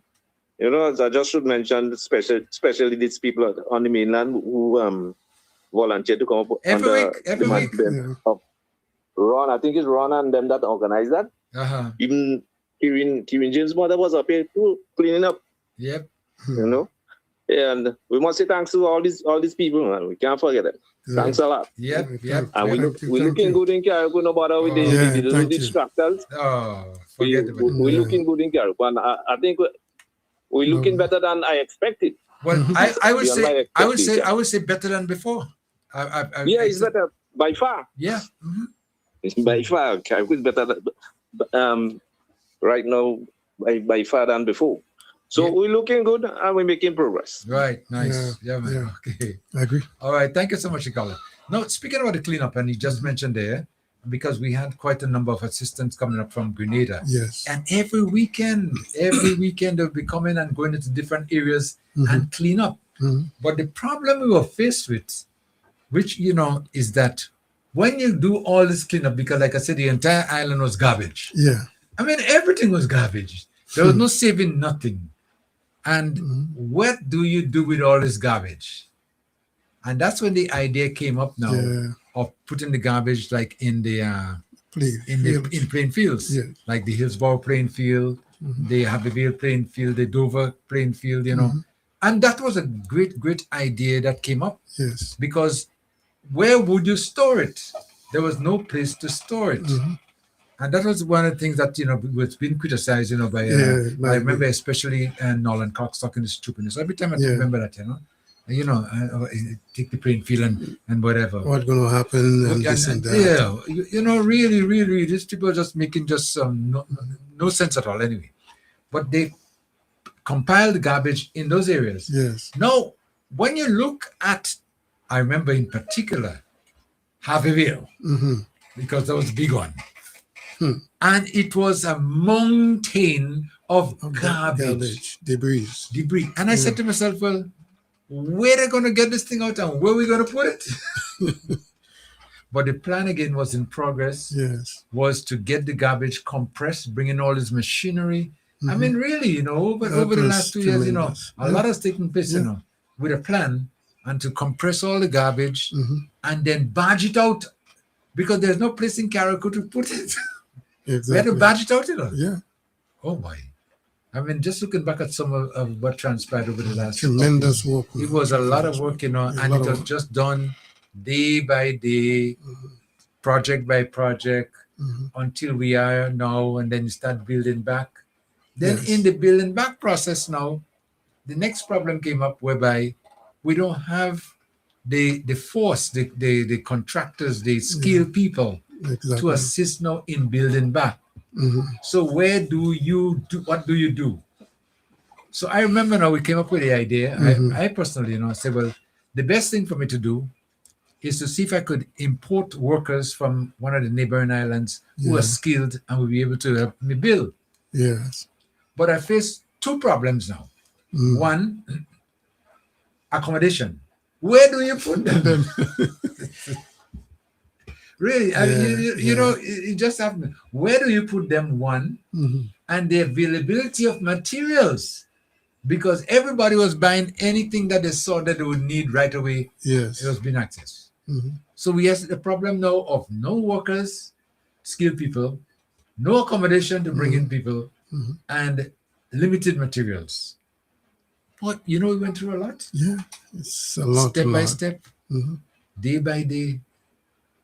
Oh boy! I mean, it was not. It wasn't easy. It wasn't easy. Going down memory lane is not an easy experience, especially if that lane had so much hardship on it and bad experience. A lot of challenges. Yeah, I mean, it's that's what it is. And here we are today. Today is the second day of July 2026. We couldn't think as far as this day then. No, that wasn't in our vocabulary. No, but I'll tell you too. Then on the government side now, okay, well, transportation coming to Carriacou is limited one, but the second thing is now that post office, all the administrative services, down. Everything. Police station down. Schools down. Yeah. You reminisce and go back. Everything was done. What do you do? Total devastation. That's it. Yeah. There was no. I mean, really, I still think back on sometimes chills go through my body. Whereby we're just thinking about everything done in a matter of hours, and then building back now. Yes. The building back process will take time. And now when you're going to build back now, you got to build back better. Because, a lot of the building codes, was not observed. Yeah, it wasn't. And being a contractor, I know that. I mean, you came and you in the past, they would nail the lat to the rafters. And then later on, they hear about hurricane and so on. So they will go and put some screws. Now the screw is on the galvanized to the lat. Yeah. So when the wind comes, it goes with what, the screw, everything goes. Yeah. you know, root up from the nail, you know, because the nail is the weak point. That's the weak point. Yeah. So now we learn that you got to screw everything right through. Just screw all the And way. even in certain instances where using wood, you do straps and stuff like that. Yeah, and strap it. You know, we have hurricane straps and so on that can be put onto, you know, if you have a wood plate to the building. But right now, you know, the casting of the rafters in the wall with reinforced steel, rebar, and hooks. So the wind doesn't go with that. It is part of the hurricane, you know, expected from planning. So the building back better. The building back is building better now. Yes, I would say that. I mean, it may not look as you know. We had bungalow roof, and we had also Heatman Valley roof. Yeah. In the past, we've seen that they're introducing a lot of flat roof, which many folks change into that. You know, but some folks do keep the bungalow roof and reinforced it, so it is much more hurricane prepared. Yeah, yeah. Anything comes now, you can. Vibes FM, caller, come in. Caller, hello. Hello. Yes, hello. King Yeah. the King. Yeah. I want to know two things. One, while it was difficult for some people to follow the brethren in Carriacou, we were not short of communication because there were two light-skinned persons who stayed at George Andrews' building that we were in link with, and they had access out of Florida with a system, and we spoke with them on a daily basis. That's one. Secondly, after I heard Dr. Cyprian Joseph spoke a while ago, advertising his trip in August, I just want to let you know there are some people on the ground right now. They do not want to disclose where they're at. But in the month of July, I have 25 persons coming to be with you. And there are some of those persons will come direct to your office asking for Kim the King. Please give them an audience. It's in relationship to my office before I come. God bless you. Continue doing what you're doing, sir. Okay, thank you. Thank you so much. As you just spoke, I'm aware of quite of what will be taking place here. Yeah, and we have some volunteers coming down, and you know, and they always kind of get in touch with me or to get the message out there to, you know, to people that may be in need and need some assistance, you know. And we still appreciate that because we're still back in the building back mode. Now the building back is not going to finish now. It's going to take a while, but we have come a long, long way. In such a short space of time. That's it. And with limited resources, again, that's been been one of the things that we're able to overcome. Yes. And then right now, quite a number of persons who never had a home. Exactly. Imagine that. You never had a home, and now with the program that the government has implemented, you know, people are getting homes. We are so thankful for that. And, you know, these folks are happy. I mean, this administration, Sakim, you know, they work hard. They work tremendous to help our country, you know, to help all of us. You know, I mean, some folks said, well, I didn't see you doing any build back better. I said, no, I said, there is people who are there to do that. Yeah. You know, I am looking and seeing the tremendous work that this administration, they are not a sitting down administration. They are on the move. They are getting things done, and we can see the result of what they have, you know, the investment. And so we appreciate them, and definitely, I don't see we changing administration at this point. No, not at all. As according to the Prime Minister, we're going for the next 5 years and maybe beyond that. Yeah. Because what more? I mean, unless we are ungrateful people, you know, I mean, God wouldn't bless our country. Maybe He will have to send another burial again to wake us up. Yeah, because it seems like we're always going back and sleep. You know, human being with our flesh, we always tends to forget, you know. So we have to remind, as Paul says, as long as I live in this tabernacle, you know, we have to remind one another. So it's a remembrance. And we remember where we come from with burial and where we are now and where we want to go.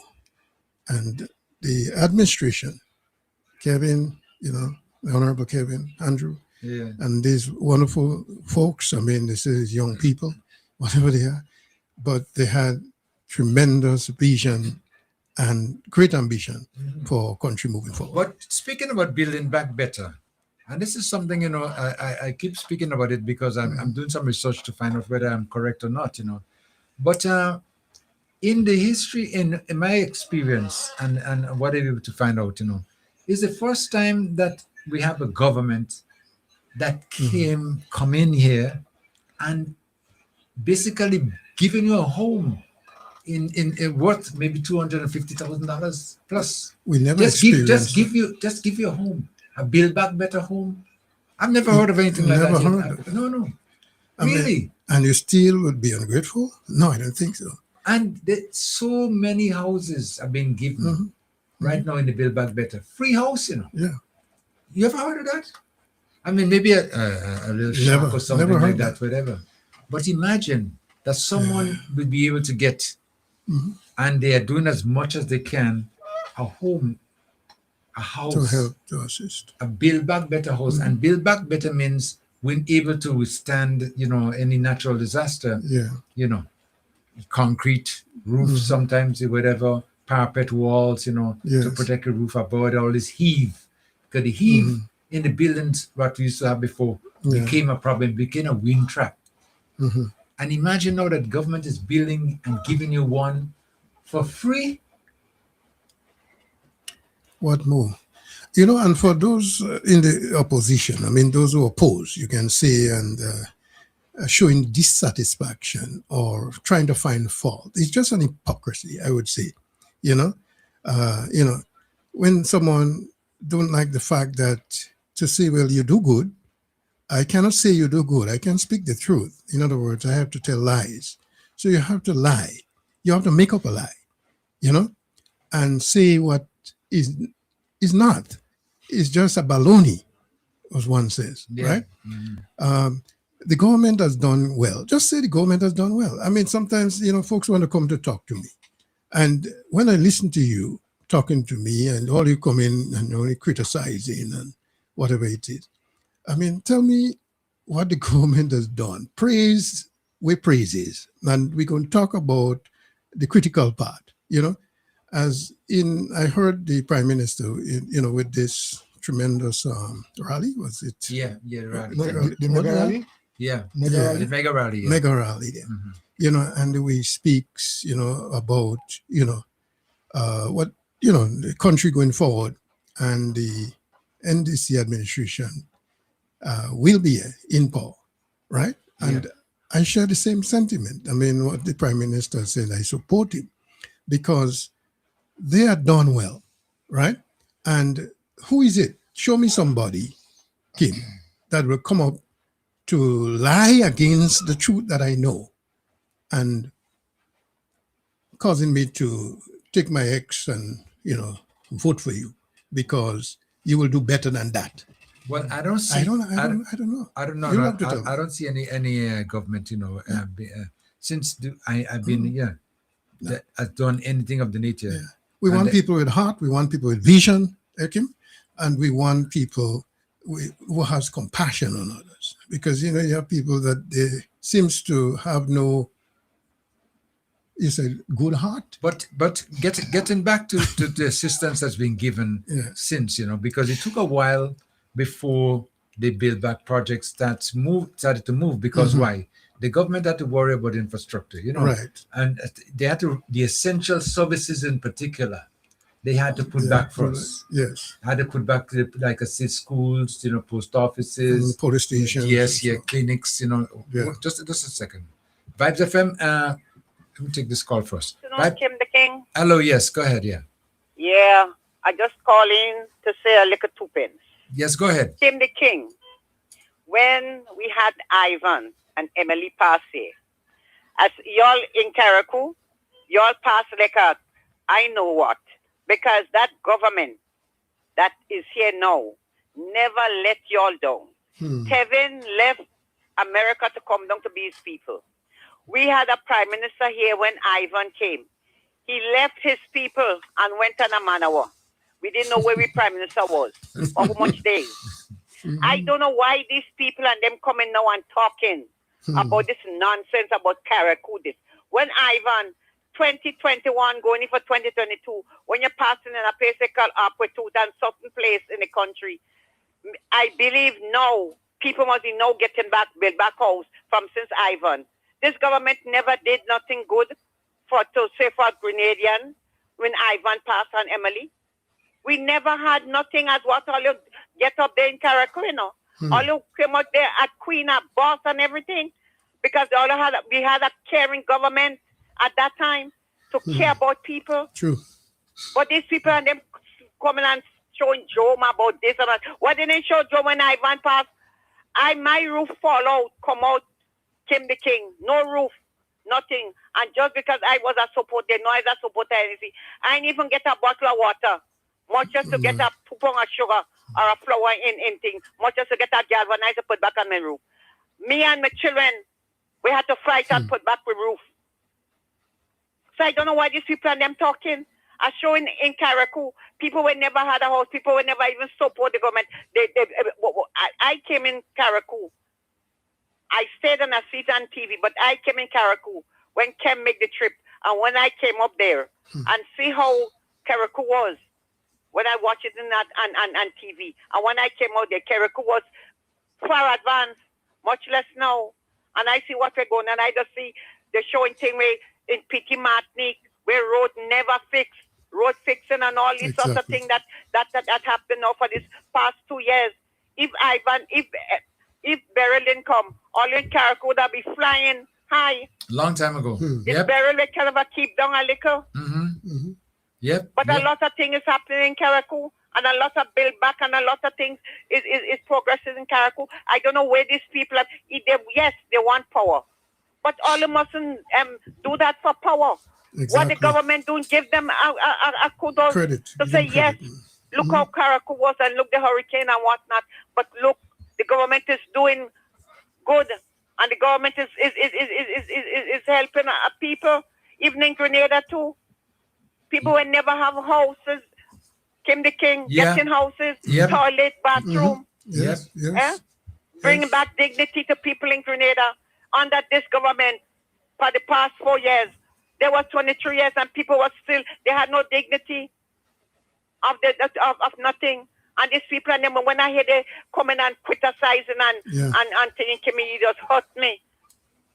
It just really hurt me because these people never do nothing. Yep. But they want to come in power, but say something good. Exactly.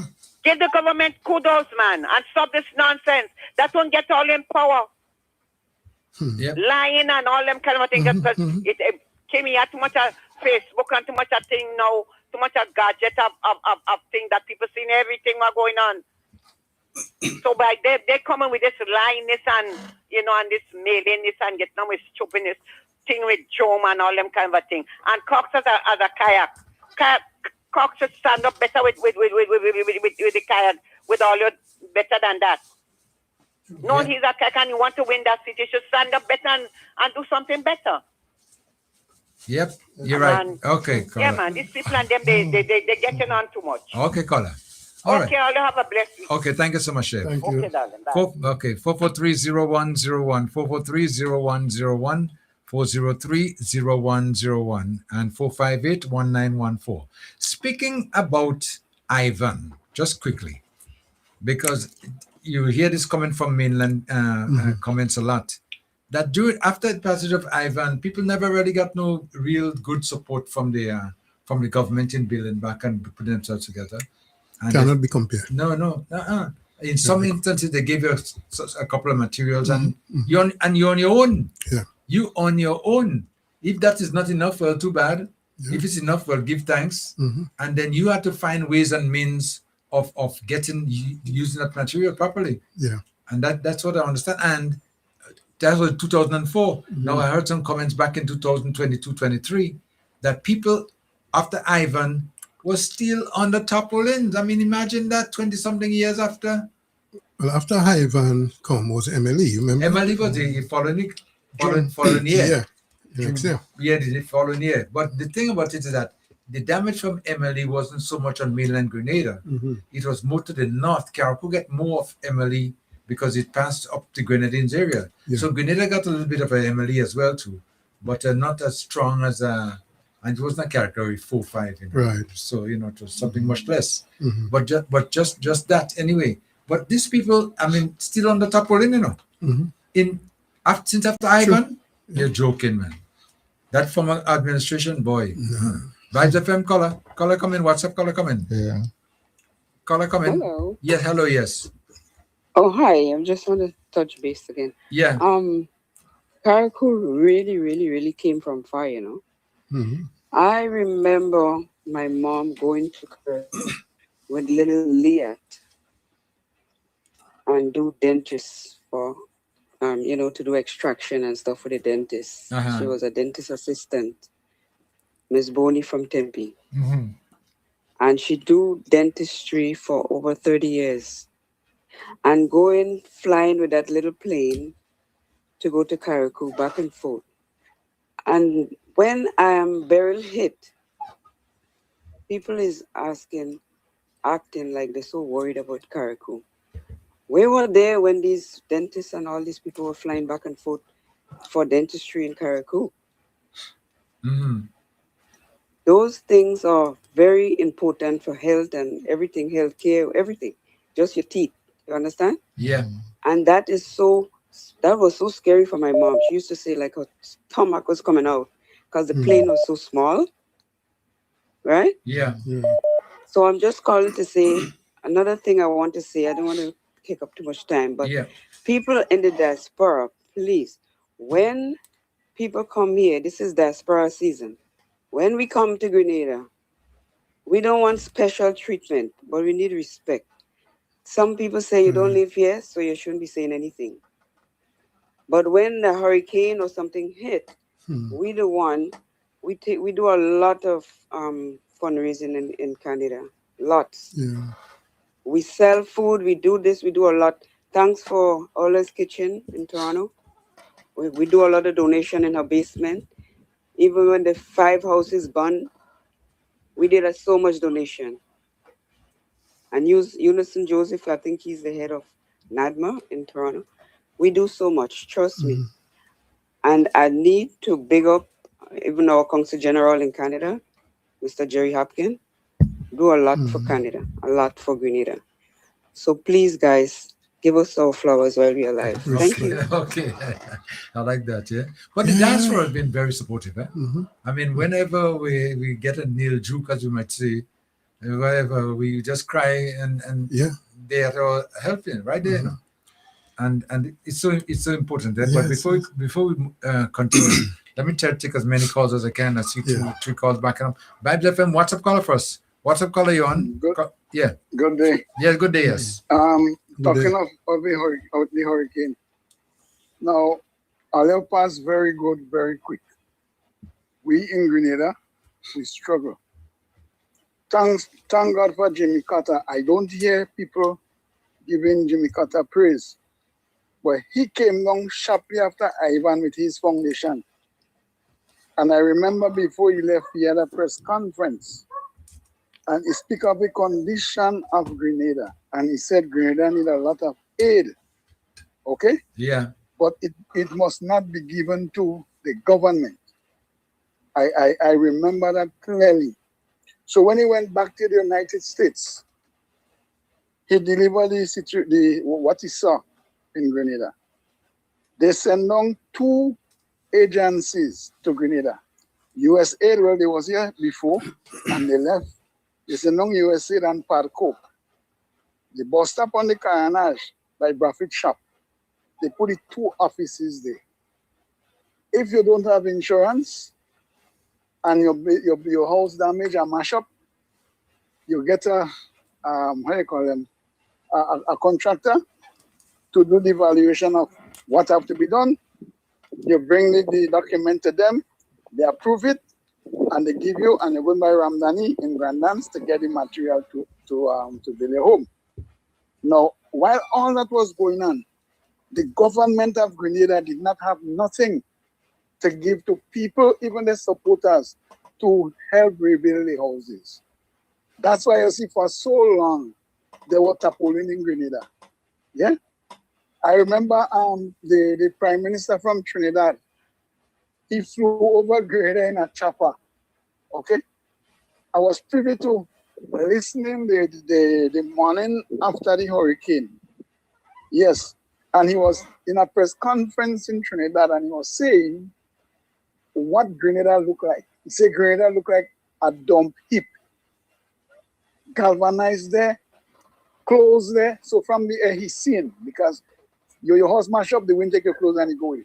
All right, it was like flags on trees, and our government was not doing anything for us. He said Grenada purchased 45% of all the goods CARICOM countries import from Trinidad. So Grenada take the majority, okay, from them. And he decided he is going to do whatever help he could do for Grenada, including the money for the Coast Guard. And that Coast Guard was never purchased after. Where the money go? In a CARICOM meeting in Trinidad, he told the Prime Minister that he's a liar because he raised the issue about it. So how much care the NNP had cared for Grenada? And even after the two institutions closed to go back, the money that they left behind, which I believe Jimmy Carter would have never tell them to leave, that money was given to a man from Brojgo. He had the office in housing in the back of the fort. And you had to go there and borrow $15,000. And I remember when my brother, when Nazim and them came in office in 2008, he told Nazim that the people should not be paying back 1 cent because that was grant aid. So why the government charging the people when it is a grant aid? That is how they treat us until today. How much years after? We can see the remnants of Ivan, the Prime Minister house, and the Governor General house yet to be rebuilt. That was 2004. Kit went in his house in Shenda in Appeal, and we taxpayers had to pay the rent to him. He did nothing about Grenada. He didn't care. While we were struggling and looking for a place to hide or for shelter, he was enjoying life on the British battleship out in the ocean. So when them come in and talk now about who care and who don't care, they should hush them out. We had tarpaulin in Grenada 10, 15 years after Ivan. People were struggling. Just recently, Ron were able to get a man where they call Granton and Willis in the Northwest constituency to take him out of a pig pen where he had a piece of thing living in and build a house for him. I mean, I don't understand these guys, and today they want to tell us they're going to do better if we elect them. So you couldn't do it before. Somebody come and doing it now, and all of a sudden, what they're doing now, you could do it better, but you couldn't stop it. Hell was with these people and them. Thank you. Okay, thank you so much, Joe.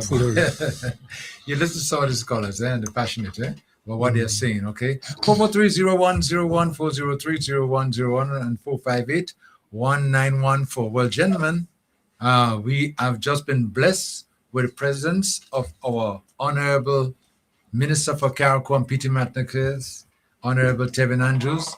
Let me say good afternoon to you. Good afternoon to you and welcome to the program, Speak Out Unfiltered. Good afternoon to you, Mr. Mills, and good afternoon to the wonderful listeners of the best radio program in the state, Speak Out. Yes. And of course to your panelists, Brother Rodney and Brother Coy, pleasant good afternoon. Well, we've just been speaking to the morning because we call this program the day after and the day after burial. And the first thing that struck me, when we started off the program, I didn't mention it, but I'll say it now, is that burial in 2024, you were in the USC.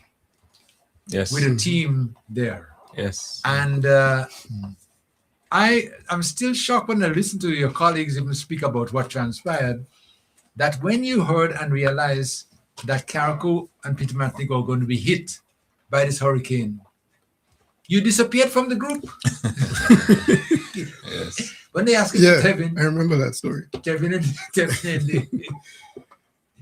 I mean, what was in your mind? Let me take it on memory lane. Well, yeah, it's a good memory lane, and what a memory. But we are 2 years past that. But I remember getting the news. Well, listen, this hurricane seems to be coming directly. It will pass directly over Carriacou and Petit Matnik, your constituency. So whatever you're doing, try and get back. But at that same time, there were people who had experience with hurricanes and so on, who work with our Met offices and so on, and saying, well, now it looks as though it's going to affect more Grenada than Carriacou, or if it does pass up Carriacou, it's just the outer band. So it's not anything to worry about. Don't worry.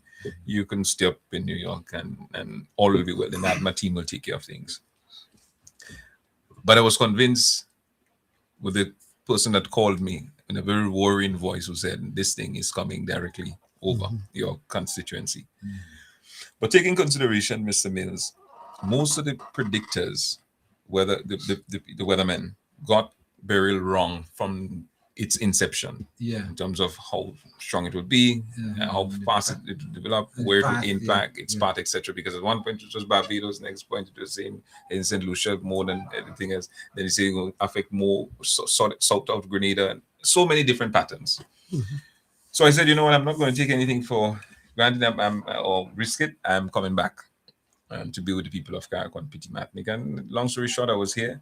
I remember MP Delma Thomas and Ronald and Andy Williams calling to say, well, where are you? I said, well, I'm on the airport getting ready to go back to Grenada.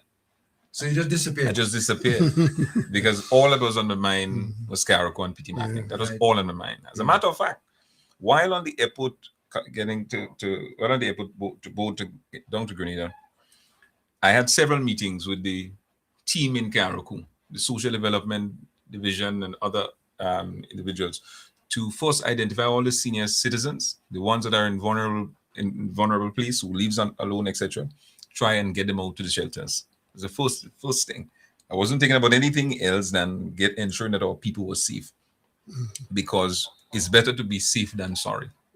And still, even if we with the little time we had and little information that we had, we still made some preparation, but we were never expecting the level of destruction that took place in Carriacou. And going back to the story, when I got to Grenada, the only flight that was leaving Grenada, the only flight was leaving the state of Grenada. So is that American Airlines or JetBlue, etc., getting the people out? Nothing. So specific for Carriacou, Osprey was on its way to Trinidad. All of the bigger boats to Trinidad. They're going for shelter, The SVG Air was taking the St. Vincent nationals in Grenada up to St. Vincent. They were not going to Carriacou. Notwithstanding, it's the government that subsidizes SVG. Notwithstanding that we say, well, we will charter to go up. They ain't interested in that. One flight, and that's out of Grenada. But just give me a timeline. That was Sunday, right? That was Sunday. Yeah, Sunday afternoon. I landed. So when we did that, of course, we contacted the commissioner of police and said, listen, I need to get up to Carriacou. At that time, Prime Minister was worried. He said, no, the water is very choppy. Even the Coast Guard commander said, the water is too choppy to send our guys up to Carriacou. The waves are huge. I've never, ever experienced those waves. Well, I'll get to it. So finally, I was able to convince the then commissioner, and the team from the STEM flow operations here in Carriacou. They went down to change to the shift, but they couldn't come back up because there was no way to store the vessel. And they said they're going to go up with me. Some of the best divers and Coast Guard men you can find in the Caribbean, they came up with me and some other officers and so forth. And big, strapped officers were frightened with the water. But I mean, I was frightened, but I think what helped calm me was the fact that getting to Carriacou, to try and deal with the people's business. Yeah. That's all. I remember getting finally, what should have taken up 45 minutes or so, took almost 2 hours or more to get up to Carriacou. It took a very long time because the waves, from the moment you left Port St. George's coming up, it was just huge waves. But that's a good experience. I could boast about it that I've been in choppy waters in many different ways. But when I got to Carriacou, dropped my bags, and when I say drop my bags, literally drop my bags on the port. And I don't know how we got home, but I just dropped it there, and I went to the various shelters. And some of the seniors that didn't want to get out of their homes. Now this is Sunday night. Some of the seniors that didn't want to get out of their home, I had to personally try and convince them. And I remember one particular case, those people in the mangrove. That is it, Tanasha. Tanasha, I know you listen to the program, so you hear the minister call your name. Baba Man, all them fellas and them, they did not want to move. They say, nothing then, passing minister, don't bother with that. I say, if it's one thing I'm sure on, I am not leaving you here. We're going together. I won't tell you what to tell them. But long story short, they all got in the vehicle. I didn't know how all of them feel, and we took them up to the. I took them up to the shelter at the Hillsborough Government School, and it's a good thing I did that, Mr. Mills, because I think a couple days after, when they went looking for their home, they couldn't find it. They couldn't find it. No evidence that any structure was there before. So that is what I did from the moment I got the news, the Grenada, and since then. We haven't stopped working, When I read, yesterday I did a lot of reflection. We haven't stopped working. And going back on the memory lane again, I remember when we were going around with the loudspeakers, days after Hurricane Beryl, I think next day or so, to just reassure people that there is hope. One of the things I said then, and I continue to say now, that no one will be left behind. It may take some time, but no one will be left behind. So much so that earlier on this morning, we handed out some more Build Back Better homes. Oh, yeah. Because we made the commitment every week we will be handing over homes. And we only did 2 this morning because we had a number of activities and events that I had to attend to, including being here this morning or this afternoon to update you with a couple of things and also to hear from you if there are any questions and so forth. So we haven't stopped working. So it's just a lot of work, putting in a lot of work. And as the minister spoke there, I was writing on the thing that our Honorable Minister Tevin has been working very hard for the people. And this is exactly what he's talking about here. But one of the things that stand out in my mind, and it's still up to this day, is that you wouldn't take no for an answer not being in Carriacou with the people. No. I mean, the Prime Minister would tell you that story, but it was by the hook or the crook. You had to get it. I had to get to Carriacou, and by the hook or the crook, I had to stay with the people, even after the storm, and everybody was saying, no, you need to get out of Carriacou, recharge, and come back. I say, at least when we have something similar to a structure, so that we can get things going and people can start getting the support and so on. I ain't going nowhere. And it's a very, very good thing that happened. But that's a different story. But tell me now, the day after, because you experienced the hurricane. I remember you were the shelter in Bel Air. At the command center, Command center in Bel Air, okay. In my command center. Well, it's not the next day, the same day, The same day, I was about 5 after 5. That very lasted long, It wasn't that long, which was long. I think it was long. About 3 hours, but it seemed like 3 days. Yeah, because we started coming outside in the afternoon. That's what I remember, in the afternoon. So I think it was about 5 thereabout. Myself and Officer Chalu, was Officer Charles. He was the officer assigned up there, and we went out. We went down Dover side and so forth. But I can tell you, I cried from the command center all the way down to Dover Windward and back. It was a traumatizing experience.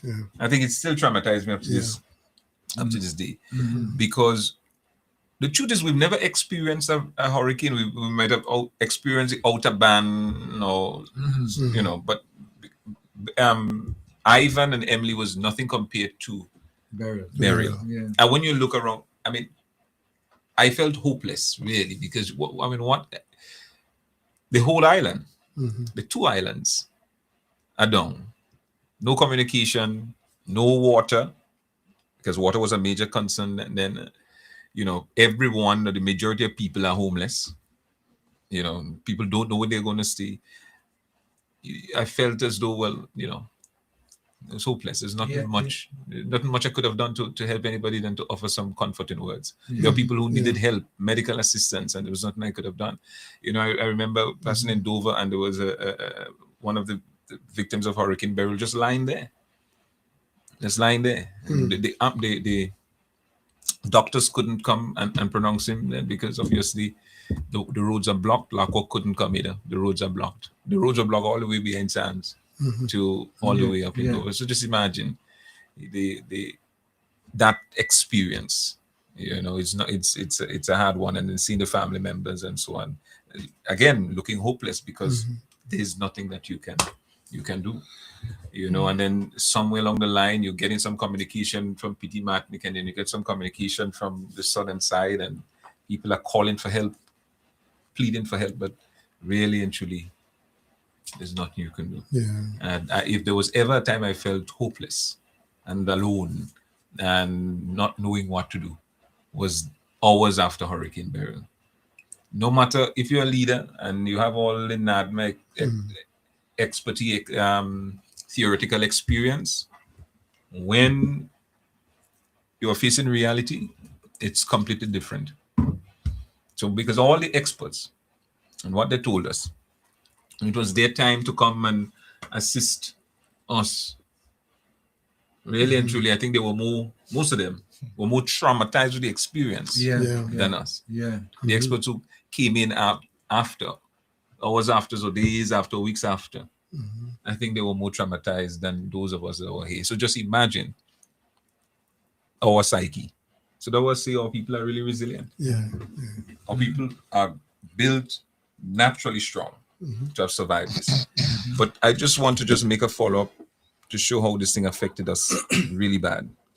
You realize after Hurricane Beryl, we lost a lot of our seniors. It affected a lot of people. But by God's grace, 2 years later, we are standing. There are still lots of work to be done, but taking into consideration where we came from and where we are. Remember, there was no communication. There was no electricity, water, all your schools down, medical station, your hospital affected. It was not operational. Your police station, everything down. You can't pass, the place block up. Just remember that. Debris all over the place. People hopeless and homeless.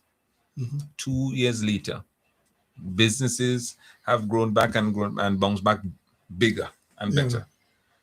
Homes are better than what existed before Hurricane Beryl. That's correct. You know, I mean, it's a blessing. The burial was a blessing and a curse. It was a curse because everything was devastated, but it was a blessing because we are rebounding better than what was there before, and opportunities. Someone said that imagine you had stayed in the US and you didn't come down. What could have, water would not have been able to wash me. Exactly, that's what they say. Because I remember my colleagues saying, Lord, but if this thing reverse and come back down to Grenada, well, what would they do? So they were trying to see if they could charter a plane to come back, but at that time it was too late. No matter how much you chatter, you can't come back. Because some of the pilots and so on, although they were skilled, they were not taking the chance to travel to Grenada at that time. So if I'd stayed, water would not have been able to wash me, Randy. And I'm very happy for making that decision to be back in Carriacou. And since then now, and you realize now the work ahead, what that strategize? How did you? What sort of plans you had to put in place? I mean, well, Mr. Mills, let me tell you something. The truth is, we just had to make things happen. And had it not been, I really thank the Prime Minister and my colleagues in cabinet for giving me the room so that we can do what we had to do in Carriacou.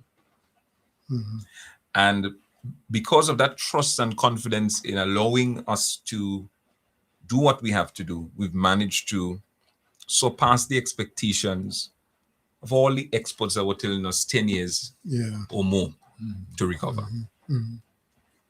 I'm grateful. And there was a number of people that has to be thanked. I mean, the whole of Carriacou for assisting in us rebounding so quickly. But as I've explained, the work ain't stopped. The work ain't finished. There's still a lot more that needs to be done. And every day we continue to do more. Every day we continue to do more. But you were able to, in the beginning, I remember, to get most of the essential services up and running, which was key in the start. You remember when we get the first street light? I remember. That was like a big celebration. They said, the street light, the street light was up by Bishop's College. So that's correct. First glimpse of. I remember, and they said to me, we're going to get by you soon because you're one of the essential services, you know. So you were not too far to get some electricity so you could get back on air to start getting the water out there and things like that. So when I hear street light, I said, what? but that was in a matter of days of the hurricane. Not months like what's taking place in Jamaica. Another part. Days. So Grenlec and the team, kudos. Sorry. Dennis said, right, that you're not getting the credit as you deserve because of the tremendous work you have done. For others who've seen, knowing they are here, they're leaving, but the criticism some of them are going about with in that sense is not true. The words is very, very frustrating, but you deserve more credit than that, and the recognitions and appreciation, and I believe, God will, bless you, and definitely we're going to be seeing the administration back in office because we're going to be voting for the NDC to make sure that these progress and that hard work and that determination, and that love and compassion that you have for the people, in going forward. Thank you. Well, the truth is, Randy, since I know myself, I've always been giving service. Since I know myself as a child, whether it's a school, whether it's a community, especially with our senior citizens and so forth. So now that the people of Carriacou and Petit Martinique entrusted me with this honor to represent them, all I know to do is to do my best and to provide service and leadership to people. And that is what it's about. I'm not looking for praises. What I'm looking for is our people working together so that we could recover even faster. Exactly. There's a time and place for everything. At this point, what we need to do is to put our hands and head and heart together to the plow and get the work done. Exactly. The election will come. And when the election comes, when the conch shall blow, then we'll battle. Exactly. But this time is for nation building. Nation building. Right. We appreciate that. Yeah. But now, tell me now, as you moving forward, or you started moving forward, rather, and you're giving all this assistance now to people who have never had a home, are getting homes now. Unbelievable. I mean, I've never heard of anything of the nature in any country, government, especially in the Caribbean, of anything like that taking place. Well, you have it varies. So you have people who had a home whose home was completely destroyed, who are receiving support, whether it's Build Back Better material support, etc., etc. There are people that are displaced because they were renting or whatever the circumstances are that falls under a particular category. They also are provided with assistance, and the list goes on. So whether it's housing through social development, housing through the housing authority, housing through Build Back Better initiatives, materials, labor support. Because it's not just materials, we've also been providing labor support to some public servants and others. So we continue to do as much as we can to ensure that a wide cross-section of people in Carriacou and PT Matnik are provided with the support necessary. And Mr. Mills, we're re-emphasizing that all of this has been done in under 2 years or 2 years. The level of support. The aggregates are not made here. Yeah. Manpower was a major problem, even up to this point. Yeah. And I can go on and on with all the other logistical challenges and nightmares that we've faced, and we've managed to pull this off. So the people of Carriacou and PT Matnik must be commended for the work that we have been doing together and building back better. As I've said earlier, Mr. Mills, that the homes that exist now are better than what existed before Hurricane Beryl. And that's a fact. That's a fact. Yeah, I know that. And I want us to pay attention to how leaders treat their people, and you would understand the true nature and character of those leaders and how they believe or how they view our people. You see the type of houses they built for people or didn't build for people after Hurricane Ivan. That alone should tell you how they perceive their people. And look at the quality of homes we are building for ordinary kayaks and PT Matnikans. Cannot be compared. Some people vex with us. How you could give them people and them this nice house. People didn't have that his boathouse. They had to get them build back a boathouse. Quality of homes for our people, because we respect our people. We believe that they should be given dignity. Exactly. But there's also a broader policy behind it, and ensuring that when we build back, we'll build back better. Taking in consideration future storms. This is something that we have to look at. That if we're ever affected by another hurricane or natural disaster of its kind, Carriacou and PT Matnik will never ever experience the level of destruction that we experienced. But Kim, that's true. So leaders plan and come up with the best solution for the people. This is not a rush show thing. People complain to me when I actually Beryl really hurt me because tears run from my eye now. Cause I left here the Friday. Remember, I left the hotel the Friday. I said I was staying for the weekend, and to my great surprise, Monday was the hurricane. People complain about container houses. I said, you didn't have anything. You didn't have a house. You get something like a container. You have to appreciate it. Ivan time, people get nothing. There are still people with tarpaulin in Grenada on the house from since 20-something years ago. So if you get a good house, hurricane is a natural disaster. Government is not obligated unless you get relief to help you. But then you should be satisfied that you get something to live in. And very quickly too. But let me get back to you, Minister.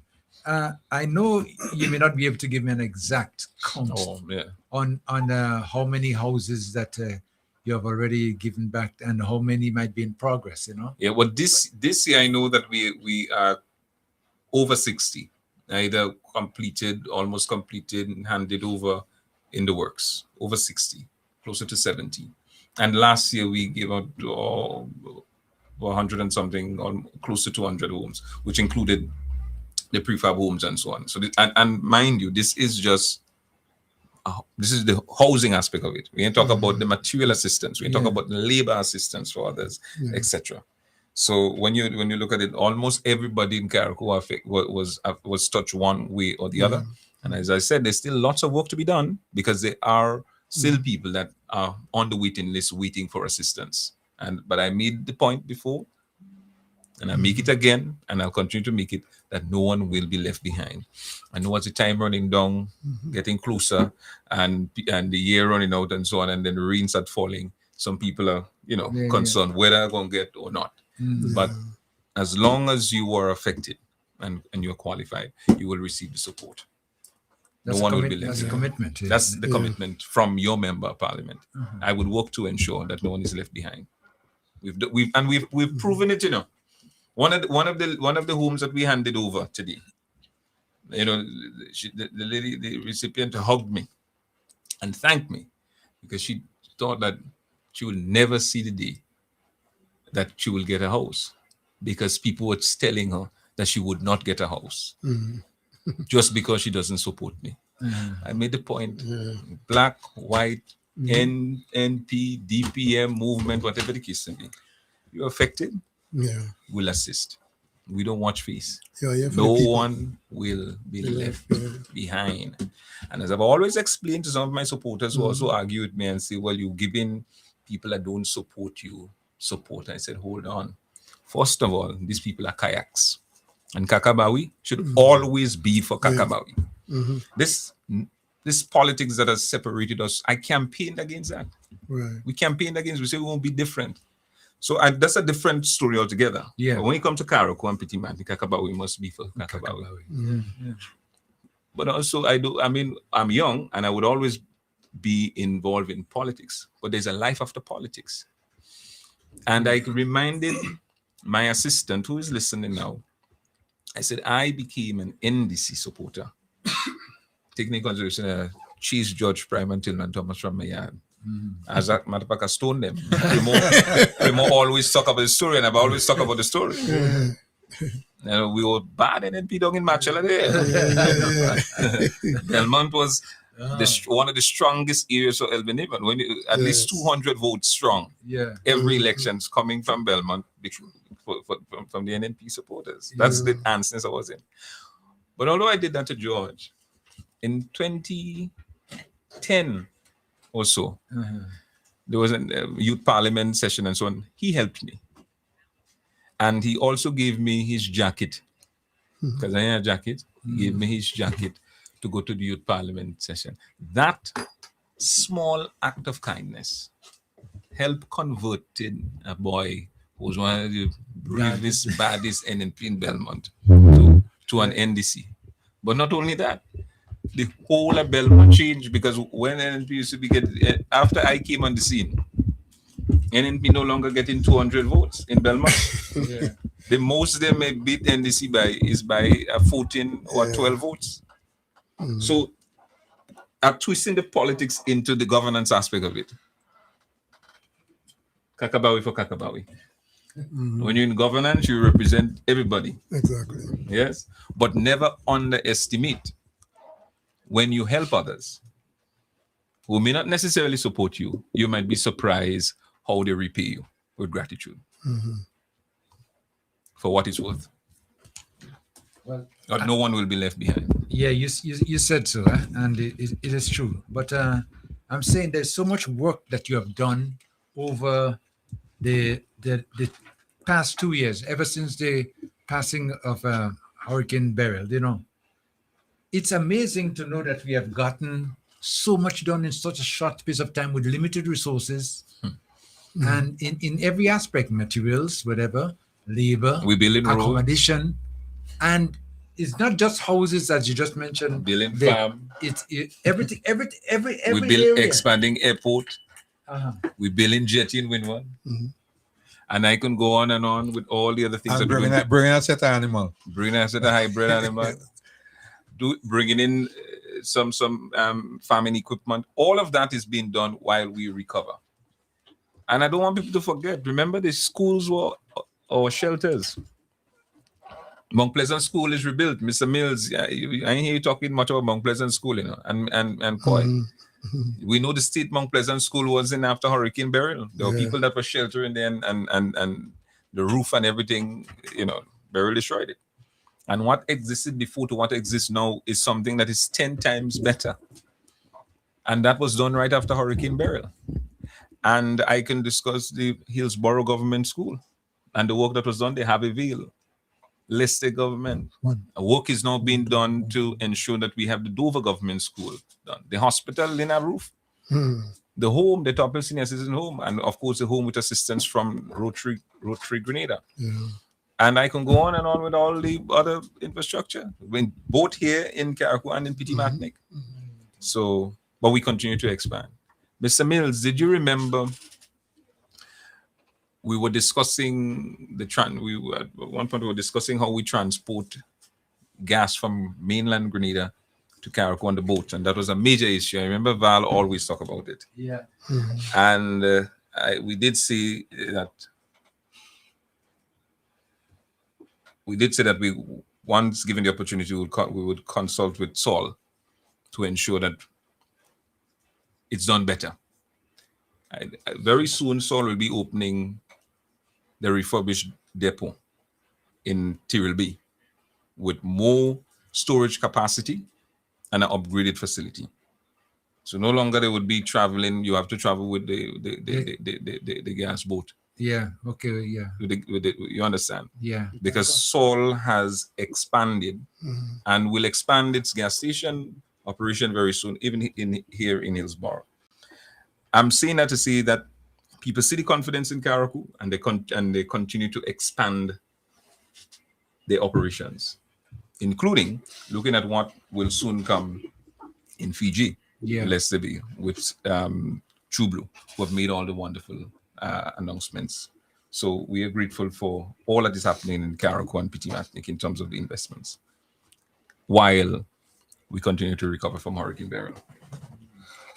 Very interesting, eh? Yeah. And people are very satisfied, with what they're getting from government, especially with the build back houses, which they are very comfortable with. Yeah. And feeling more confident now that if a hurricane were to pass again, which we know to look at, you feel much safer.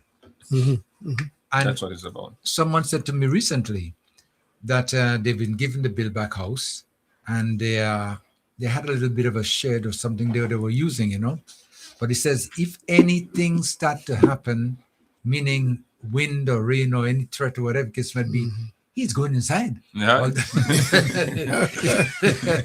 said, that's it. Yes. In other words, still in little preparation, putting ends and ends together.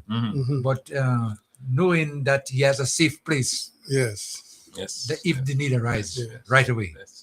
And that's a nice compliment, eh? Indeed. And I must compliment the government, in particular, and especially you at the helm, that the way you have been championing for Carriacou. It's just unbelievable. We've never had that. I must commend you, Tevin. Yes, I mean, you from ever since I knew you, you were that kind of guy.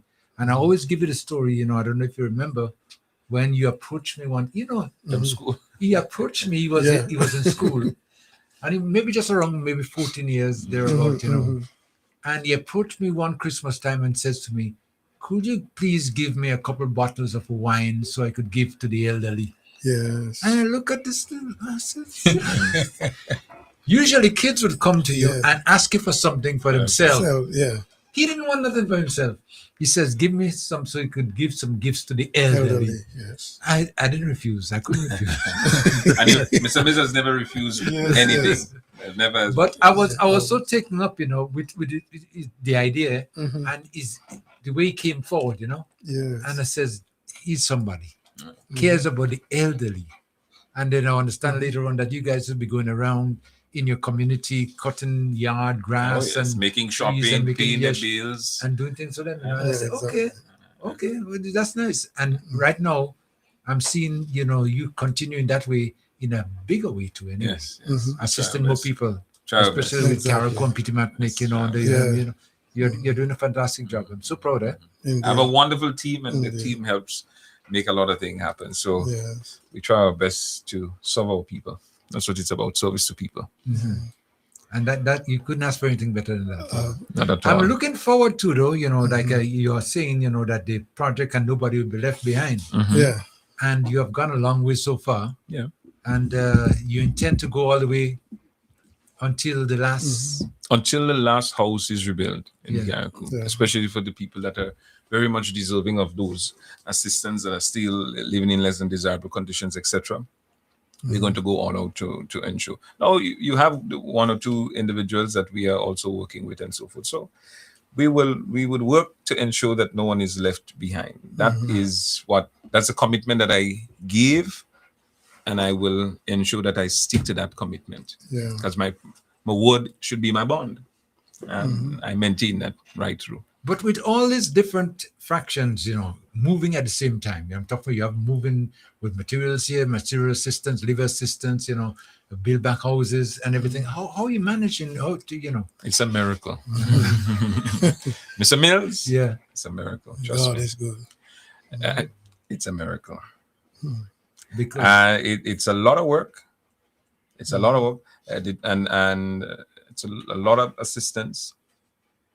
And that's why we say we're going to continue no matter what. And we're going to keep the commitment, because there are some people that would not directly come forward, for the assistance. You know how we are. Yeah. You know how our people are. They would not come forward immediately for the assistance. And some, of course, immediately they never thought that it would happen, or probably the quality of homes or the standard of home would not have been so good. So long story short, even for those people who have recently come out to ask for support and so on, even as we draw to an end, we will try to see how we can assist as much people as we can. So the good thing about it, though, I must admit that the requests after Hurricane Beryl to now has gone down significantly. Yeah. It has gone down significantly. We have a team, Build Back Better team. I mean, they are criticized a lot. And I tell them, welcome to the party, welcome to the club, because before I was getting all the blows. So now the blows is being shared. But the truth is, they have put a structure in place to help to make the thing move faster. Right. And if we've had those guys right after Hurricane from the beginning, we would have done wonders. A lot of things. Yeah. So we're not perfect. We're not perfect.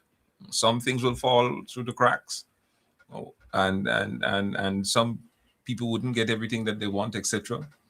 But we have demonstrated that we're not leaving anyone behind. Whether you support, you're in support. Whether you for, you're against. Whether you're in between, whatever the case may be, we're gonna help. We're gonna help. All right. And I also want to use the opportunity to thank all the various organizations, like the Catholic Church, Greater Rotary, I think, and all Lotteries Authority and various organizations who have stepped forward and have assisted a number of kayaks in rebuilding in one way or the other, whether it was a piece of ply or some labor support to build a foundation. I want to put on record my thanks, my sincere thanks. Yeah. I also want to use the opportunity, Mr. Mills, to thank all of those Grenadians who came up in their numbers, weekend after weekend, day after day, coming to Carriacou right after Hurricane Beryl to help clean up Carriacou, who came to volunteer their time and their service to help get us back on our feet when most of us were still shell-shocked. Yeah. I want to thank all of you. Reflecting on the 2 years, thank you for your dedication and support. Yeah, it's been a long journey, and the journey is not over yet. So we expect more. What I was going to say to you, I'm opening up the telephone lines 4430101 and 4030101 and 4581914. While we continue the conversation with our minister, we're going to be taking calls as well. Let me take the first one. Vibes FM caller, you're on. Caller, come in. Good afternoon, Kim. Yes, good afternoon. Yes. Good afternoon, Kevin. Good afternoon, sir. This is German here. Hey, German, what's happening? The words can't even come out of my mouth. I'm trying to look for words because I'm not too bright. Yes. To congratulate you so much for what you have done for the people of Grenada, Carriacou, and Petit Martinique. You have a heart, my brother. Yeah. And I want them who might be listening, tell them I know you. I know you're coming on with Alexis and I'm coming on with Harold and them, and you're always a walking you. You understand? And I tell them when we talk good about somebody, we looking for no pong or sugar. We speaking straight from the heart. Yeah. So I like the Prime Minister. I don't want to talk about these numping and them. That's the only thing you could say about them. I want to more speak on the positive side, which is progress. So I want to be short and I want to say happy birthday to Beryl. I hear Kim and them talking about containers this morning. You could tell them about containers flying all over the Carnage and in the channel when it was Iran. You understand? Full with cargo. But anyhow, Kevin, continue what they're doing. The people are with you from Grenada, Carriacou, and Petit Martinique. They love you. And first thing, love yourself and your family. Thank you, Kevin. Okay, thank you so much for your call. 443-0101. Again, 443-0101, 403-0101, and 458-1914. All the lines are open right now. If you want to call and have a little chit-chat with our minister, as he's in the studio with us now. And I know there's a few more things that we'll be touching on, but first, we want to deal with the aspect of the building back better. And some of the services that we are now enjoying, especially when you came in first and I don't want to call to back up, so I'm going to get back to that, please. Okay, just give me a minute. Yes. Let me take this call first. Vibes FM caller. Let me see. This one. Yes, this one. Yes. Caller, come in. You're on. Caller. Hello. Hello, yes. Kim. Yes, go ahead. Yeah. Hello, good afternoon to you and good afternoon to my minister. I'm glad I get the opportunity to give him his kudos. There's flowers not enough in Carriacou to give to him because he's done so well for us. Yeah. Yeah. Mm-hmm, mm-hmm. Yeah. Did you hear that? Yes. Thank you very much, Mrs. Simon. Oh, especially the night before the hurricane when you came to see us where we were old. I mean, money can't buy that. You have done so well in Carriacou. Anybody who don't like it, tough. Tell them, see me. Take care. All the best. Okay, thank you so much. Thank you for the encouragement. All right, the lines are still open. What I was going to talk about, is some of the services now that we now enjoy at the Princess Royal Hospital. Oh yes, Mr. Mills, thanks for reminding me. I forgot. No, but we have the service and we appreciate it as well too, because it's a convenience to us. Yes. So we have a upgraded X-ray machine compared to what we had before to what we have now. And I want to put on record how grateful I am for that. We now have an oxygen bank, so it's easier for both the patient and the health practitioners, and also lessen the amount of trips that the boat would have to make to get the oxygen to Carriacou and Petit Martinique. So that's a big deal. We've never had it before. We now have physiotherapy at the hospital. Mm-hmm. A service that we never had Mm-hmm. before.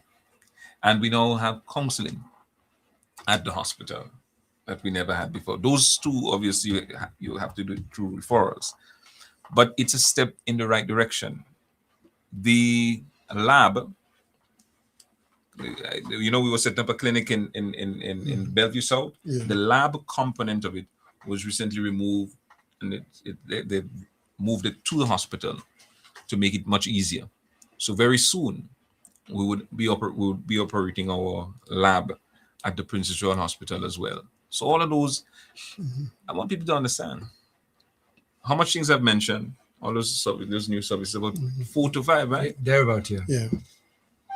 In 4 years, with 2 of those years attending to the recovery effort of Hurricane Beryl, and that is just in healthcare. And that is just the Princess Royal Hospital. We ain't talking about the upgrades to all the clinics in Carriacou and the additional services that are also afforded at those clinics with the upgraded equipment, etc. at the clinics. So we enjoy, again, when we say we put in people first, we demonstrate it through all that we do. And the truth is, Mr. Mills, maybe I should come here more often to talk about what we're doing, because I don't think people really appreciate the amount of work that have been done in Carriacou and Petit Martinique for the last 4 years. Well, and taking into consideration 2 out of those 4 years was strictly burial response. And what happened too is, he mentioned it 2 of the 4 years, but at the beginning of the second 2 years, the last 2 years, it was basically like a restart. Technically, you go back to the drawing board. Back to the drawing board. It wasn't easy, obviously. I know. Vibes FM, hold on. Line 9 caller, you there? What's up, caller? Hold on. Line 9 caller? Hello, caller? Let me see, caller? Hello? Hi. Yes, go ahead. Yes. Thank God we are commemorating another year. Kevin, I say be strong, God is good. And I want to especially say thanks to all of the foreign forces from Guyana and everywhere else, everybody who came in and helped.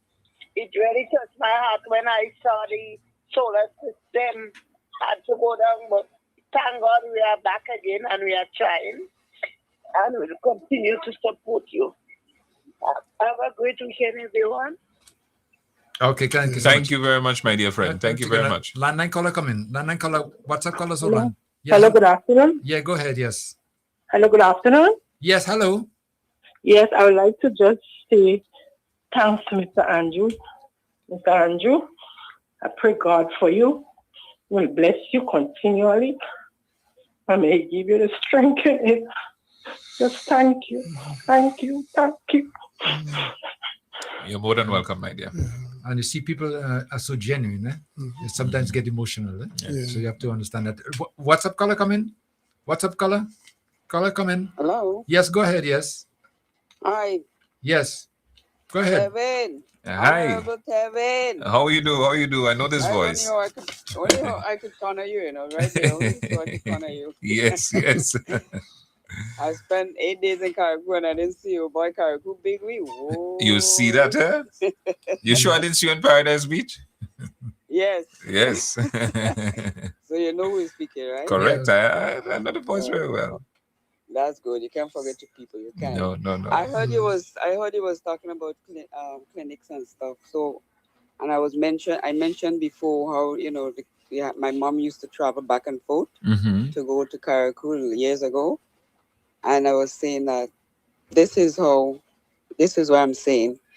People who were in power at the time, they didn't see the fit to make Caracol dentistry upgraded. That's true. You know what I mean? And right now, in a short time, look how far we reach after, you know what I mean? How much years? So that's what I'm saying. Where were they? Where did it? Where did the day?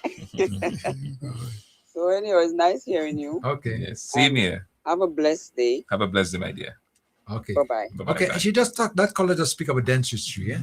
And we have the service here now being upgraded, of course, with a dental chair. I remember, all the symptoms. Dental unit. It's not just a chair, but all the other things that comes with it. Yeah. What we had before was a chair. You're right. Yes. And now it's a unit. So as soon as PT Matnik is completed, their unit is also going in. And we purchased the units before Hurricane Beryl. Okay. That because those are services that we clamored for. Remember, we clamored for the lab. Yeah. May God rest Mr. Nimrod Soul. He spoke about it. Yeah. Former MP Matrin spoke about it. I spoke about it because I can't understand why is it that we draw blood, put it in a cooler, send it down to Grenada on the Osprey or the half of the times the bird go bad. Most of the times. Yeah. But it's also and after I remember one time, speaking about this is not and it's something that's nice, but there was one instance when the blood was drawn from someone here to send to Grenada to be tested. It took so long. By the time the test came back, the person was already dead and buried. When it came back with results, but it's very sad. But now we could get it done here immediately. Vibes FM caller. Line caller first. Hi. Good afternoon again. Yes, good afternoon. Well, I called before, but I didn't realize my beloved minister is going to be there. And I want to praise him and thank him for everything he has done for us. And I'm sitting here in tears because really and truly, it just brings back memories to me. I remember when he came with his phone for me to contact my children in the UK. I think he was in Starlink. And I'm forever grateful for that, And Beryl has brought back some very sad memories, but I'm very happy that I am contented with what I've gotten from the NDC government and for the special help that our beloved Kevin has done for us. Okay. Thank you. Okay. You're welcome, my dear. With respect to the lab, Kim, what you said about the lab, it's true because some of the time you'll take blood, even in Grenada, and the blood will hemolyze. So then if you have to send it down to Grenada on a boat, it's even worse because you'll get different values, you'll get different reading. Yeah. So it's very nice that they have the lab in Carriacou. So in a few minutes, you could take the blood, Carriacou is small, and bring it to the lab and get good results. But bring it to Grenada, shaking up, it's a problem. Vibes FM, what's up caller coming? Hey, Kim. Yes, go ahead, yes. I forced to call back. Yes. Must say, big up to our minister, and he's doing a marvelous job, man. Tremendous job. I don't think anybody else could have done a better job than our minister, Mr. Andrew, and this government, along with our prime minister. Something I'd like to find out when we'll be writing the manifesto. That's one. I understand there will be some meeting or something like that to do the manifesto, and I see they're doing some work in going down Mount Pleasant there. That's a very, very good thing because once I nearly get into accident, they right over by Brian there. I see yesterday they've been pouring concrete, widening that corner, and that is visionary. I mean, people they've been for so long and they couldn't see to do that. Yeah. And I must say congrats to you and the ministry and the government. True. Thank you, my brother, for doing that. And I understand that you were involved physically, moving seniors at the top. Maybe after the hurricane or soon after or during, so probably you could expand on that a little bit to make the public know what you've been doing at the home, because I understand you and the police even get away for that. for that. Yes, that was the number one. The truth is that was the number one reason that blew it with me. Yeah. You see how the senior citizens just get me in problems because it started with a number of things. But caller asked me about Top Hill Senior Citizen Home. Yes, I recall physically moving the seniors from Top Hill Senior Citizen Home to Bogles Community Center. And I also must commend the principal of Mount Pleasant Government School, who dropped everything that he was doing, Cohen, dropped everything he was doing to also assist along with the people that were there. But those were one of the moments that will forever stay with me, because seeing the senior citizens desperate, lonely, in water, cold, it affected me. And I remember giving the instructions hours after Hurricane Beryl to the police. And because that's one of the first places I visited, Mr. Mills. Yeah. One of the first places I visited, apart from the hospital, the senior citizen home. And when I saw the condition, I said, well, no, we are going to go down to the police station and explain to the officers to what they have to do. Because already at that time, we decided that we're going to move them at the Bogles shelter, because no one from Bogles went and sheltered the shelter, and we had adequate things there. Yeah. So I gave the instructions thinking, well, okay, the seniors are in Bogles safe and sound. That was not the case. The seniors slept there the entire night with all the rain that fell the night of Hurricane Beryl. And that pissed me off so bad. I mean, even now, if you choke me, you won't find blood in me. Up to this day, talking about it upsets me. Yeah.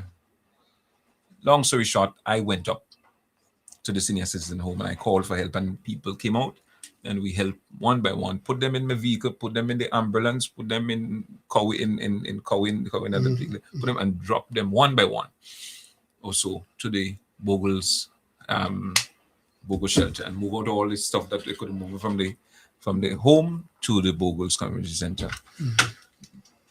That, whether me is minister or not minister, that is something that I would do, because I have a special love for seniors. Yeah. Special love. And that would never change. I think that's why, no matter sometimes we think about, well, this little boy come from Machela, no background, no nothing. And yet, for all he was elevated to a high position, there's a blessing from them seniors. Just what I'm telling you. Yes. But that moment will forever stay with me. So yes, that's something that I did. I have no shame about it. And of course, it's one of the main reasons really. I was very annoyed with our officers. Not doing that, but you know, we're human beings. Okay. But you speaking about seniors now, you know, make me feel good that when I become a senior citizen, I'll be in good hands. One of the promises that Mr. Minister is a young man. One of the promises that I made that has not yet been fulfilled is that senior citizen center. Yeah. It's a senior citizen center. I promise that I'm going to build a senior citizen center, and it has not been achieved as yet, but God knows it is something that will be first on the agenda to ensure that we deliver the senior citizen, so that seniors from all over Carriacou and Petit Martinique could have a facility that they can go to at any time and have fun. Okay. Vibes FM, caller, thank you for waiting. What's up, caller? It's my, go it's ahead. my joy to wait, sir. Yes, okay. Good afternoon. I just want to say good afternoon to my MP, in view that every time I would have gotten the chance to touch base with him, it's not available. But I want to publicly say I thank God for him. I is concerned for senior citizens because I am a senior citizen, and I am going to retire on the island of Carriacou, and is concerned for old people. Although another radio station said the only reason I'm coming back to Carriacou is because I can afford to pay for my funeral in diaspora, so I'm coming to Carriacou where I could be buried for free. But I'm thank God for what I've learned while I'm in the diaspora, so I could share with the people of the Southern Grenadines when I return. God bless you, Devin, and continue to what you're doing. Thank you. I remind you, there are people praying for you globally every day. In Ghana, it's 5 hours difference. In Kenya, it's 7 hours different. In Pakistan, it's 12 hours different. Somebody's always praying for you, my brother, even when you're sleeping. God bless you, kids. Okay, thank you. Thank you. Vibes FM, line 9 caller. Hello? Yes, hello, Yuan. Yuan, go right ahead, yes. Oh, okay. Hi, everyone, and especially our Minister, Honorable Kevin Andrews. I would just like to commend our Minister and MP for Carriacou and Petit Martinique, Kevin Andrews, and also the NDC government for all of the unwavering commitment and support and fantastic work they have done, all that they have achieved on the island in Carriacou and Petit Martinique in transforming Carriacou and Petit Martinique. We all know the devastation caused by Hurricane Barry. And to see the island now, you wouldn't believe we had a catastrophic hurricane here in Carriacou and Petit Martinique. The island is beautiful, and I enjoy my Carriacou, especially at nighttime with all the lights that have gone on. Right? It's so beautiful. Yes. Yeah. So I would like to commend you, Kevin, and also everyone who contributed to making our island, getting our island back to how it was, better than before. And we cannot get a better person than you, Kevin, honestly, to look after our interests, right? We just cannot. And good work. Continue with your good work on the ground. And to let you know that we are all behind you and just waiting for the bell to ring. Okay? Thank you very much, my dear. Bye. Okay, Thank bye-bye. you very much. 443-0101, 443-0101, 403-0101, and 458-1914. Mr. Andrews, you notice that people get very emotional sometimes when they're thanking you and they appreciate. Yes, you know, it's you know, because they realize that what you have done and what you continue to do, is just out of the norm. It's not a normal thing, You know that. People have not been getting this kind of assistance and attention, Exactly. And you see the blessings of the elderly. I grew up with elderly folks, and these blessings, and this is just an appeal to young people as well to understand that. You see, your elderly folks, give them the respect and the regard they deserve. They have paved the way, They knows where you would end up. Let's say that. In other words, you'll hear the elderly tell you, come here, come, boy. Come here, come, girl. So we have to give these people the respect. And as I touch on that, Kim, I just want to talk about this person mentioned it, the word respect. From the diaspora, they're saying, when they come to Caracol, the recognition, we must show the appreciation, the gratitude. As young people, we need to instill those attributes, these good morals in our youth. Teach these things in the school, bring up your children, train them to be appreciative of those who make effort, who make contribution, because it has to start there. How will we appreciate our honorable minister doing all this work? Then you'll turn back and say, well, I'll kick him out, It's a curse. The blessings of the elderly, we must never try to refuse. Okay, let me ask a WhatsApp callers to hold on. I'll take the landline call first. A landline caller, come in. Caller, you on? Hello. Oh, look, take the WhatsApp callers now. WhatsApp caller, come in. Good afternoon. Yeah, good afternoon. Yes. How are you? Okay. Mr. Tevin, welcome to the Wall of Love.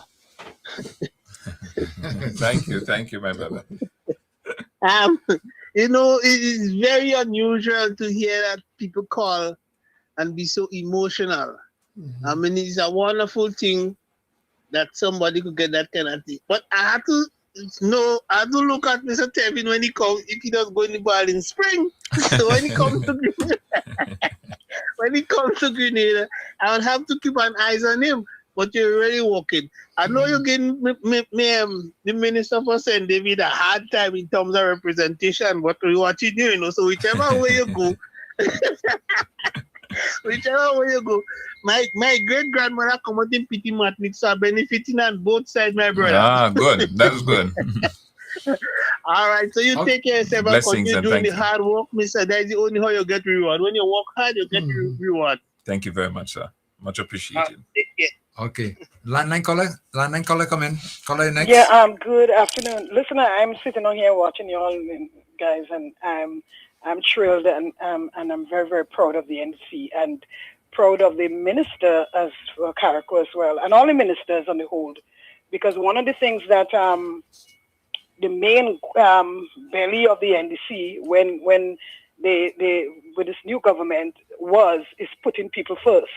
That was the beginning of when they started the campaign, and they stick to it. And once you put in people first, once you have respect for people, and you put in people first, and you're helping people, regardless who they are, what color they are, whatever, it is a total blessing for the country. It's a total blessing for the NDC government, and our Prime Minister is so clever and so wise that this is one of the things that he is doing, and all the other ministers are doing. That NDC will be in the government for a very, very long time. Once they stick with putting people first and helping the Grenadian and people from Caracol and Pitimatic, once they're doing that, any government that is helping people and putting people first, they are there for forever. And people, I'm listening to the people from Caracol, the things that Kevin did, and they're so emotional. I am getting emotional as well. Because if we had half of what they had in Caracol when Ivan passed, we would have been happy. So I'm just, young man, you are doing fantastic. The whole NDC government is doing fantastic. I'm so proud of you all. And just keep your eye on the ball. And the ball is keep putting people first. Have a good day. Okay, thank you so much. When it comes to getting from quite a number of callers, there's a comparison Ivan response to Beryl response. Oh yeah. The Ivan response in Grenada and the Beryl response in Carriacou is like night and day. Yeah, can be compared, really. Can be compared. Can be compared. Cannot. Because we've surpassed most expectations, including that of the experts who told us we need 5, 6, 7, 8, 9, 10 years to recover.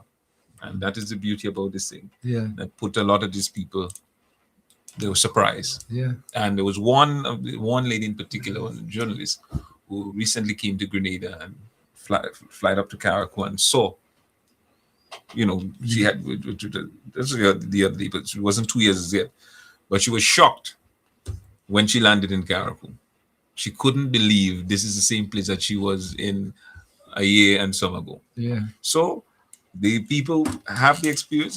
They've seen what existed before, what exists now. And for those who went through Hurricane Ivan and know the treatment that they got and hearing the stories for what's happening in Carriacou, burial experience, they know.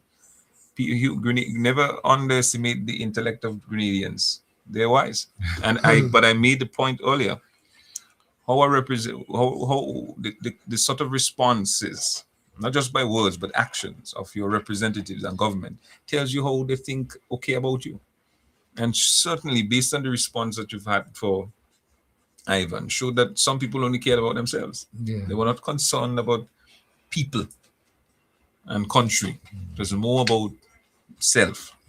And when you find leaders that are selfless and genuinely willing to help others and lift others up, because the experience was also an opportunity for us to lift people up. This was not a one-man show where one man eating all the food and all that. Everybody, even as we rebuild, you realize that everybody, especially giving our young people opportunities. Yes. Mr. Mills. Yeah. Our young contractors are doing well. Yeah. Yeah. No. They too need to be thanked for partnering with us to speed up this recovery effort. Yeah. It's about the economy, the economics behind this well, because those young people now have money in their pocket and could do something. Exactly. Opportunities that did not exist before. Right. Yeah. So getting that. But 1 second, Vibes FM, our landline caller come in. What's up, callers? Hold on. Landline caller. Hello, good afternoon to the panelists. Yes, good afternoon, yes. Good afternoon, Mr. Andrews. I want to congratulate you for doing a very good job in Carriacou, because I came up in Carriacou when Kem Jones, when the excursion with Kem Jones, I was there. Right, okay. And I was really impressed with what I see. So I could imagine now. So I don't know if Kem will make another trip again to see what y'all doing again. Stay tuned. Anyway, I know personally that when election call, you will be back in office. I ain't fighting for you. I don't have a problem with that. I know you will be back. So I want to congratulate you again and my PM for choosing a very good candidate for Carriacou. Goodbye. Okay, thank you so much. Thank you very much. WhatsApp caller, come in, caller. Yeah, hello. Yes, good afternoon. Yeah, good afternoon, yes. I would like to ask a few questions. When the first hurricane passed in Grenada, before Hurricane Ivan, how much money did the insurance paid Grenada? Caller, hold on. We wouldn't be able to answer the question, and I wouldn't even tolerate you on the phone. Thank you. Let me take the next WhatsApp caller. Next WhatsApp caller, come in. WhatsApp caller? Hey, good evening. Yes, go ahead, yes. Good evening to you. So keep me caught up yesterday. He asked him. He became the teacher and made the student. Student can answer the question. Go ahead. Anyway, today I have to multitask because I have to watch GBS's graduation. But at the same time, I heard my brother on, man, and I said, let me just say congratulations, Thank you, sir. I look at Jones shots and thing. I look at the Jones shots and I compare the both two of the Jones shots. Right, I'm speaking about the Jones shots in Union Island and I'm speaking about what happened in Carrico during burial. And then after I look at another drone shot of the recovery in Carrico, and I couldn't believe, the difference. And also I look at a drone shot again, and then I could talk about the progress that you guys make, man. That's amazing, Tevin. Yes. You do an amazing job. I don't know, Tevin, I respect you again, Tevin. And I have to say that to you, Tevin. To see that he was in the US, right? And when you heard what was going to take place, you find your way down, right, to Grenada, and still find your way to the Coast Guard to get yourself back in Carrico. You're a gentleman, man. You need to be honored, brother. Yeah. You understand? But you didn't do like the others. Went on a battleship. Yeah. Okay. And from day one, you stay with the people up to today. Tevin, man, the best I could say to you, man, God bless you, man. And I pray for you every day. And I wish you many, many more years in that position in Carrico, and to see that you will be the first one to lead local government. And I'm very, very proud of you. And I'm looking forward to see you any of the days. You in New York, or maybe I have to come in Carrico to look for you. Okay. Okay, caller. All right. Blessings. Okay. Let me try to take another call. I don't want to call us to back up too much on me. And so next WhatsApp caller, come in. You on, caller? Hello. Yes, go right ahead. Yes. Hello. Yes, sir. Yeah, I'm calling back again because my MP wasn't on when I called before. Go ahead. So I'm calling Tevin. I'm just calling to give you all your kudos for doing such a good job in Carrico. And I'm keeping abreast with everything. See, I'm not home now because I'm waiting for that bell to be called because I don't want to come down and then miss it again like I missed it last time. So I'm waiting patiently to hear that for me to book my flight to come down to put my X right at the heart for your name. All right. Thank you very much. Yeah.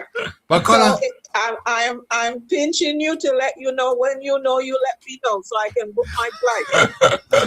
All right, I hear loud and clear. Right. We are officially on election watch, so start preparing. Okay.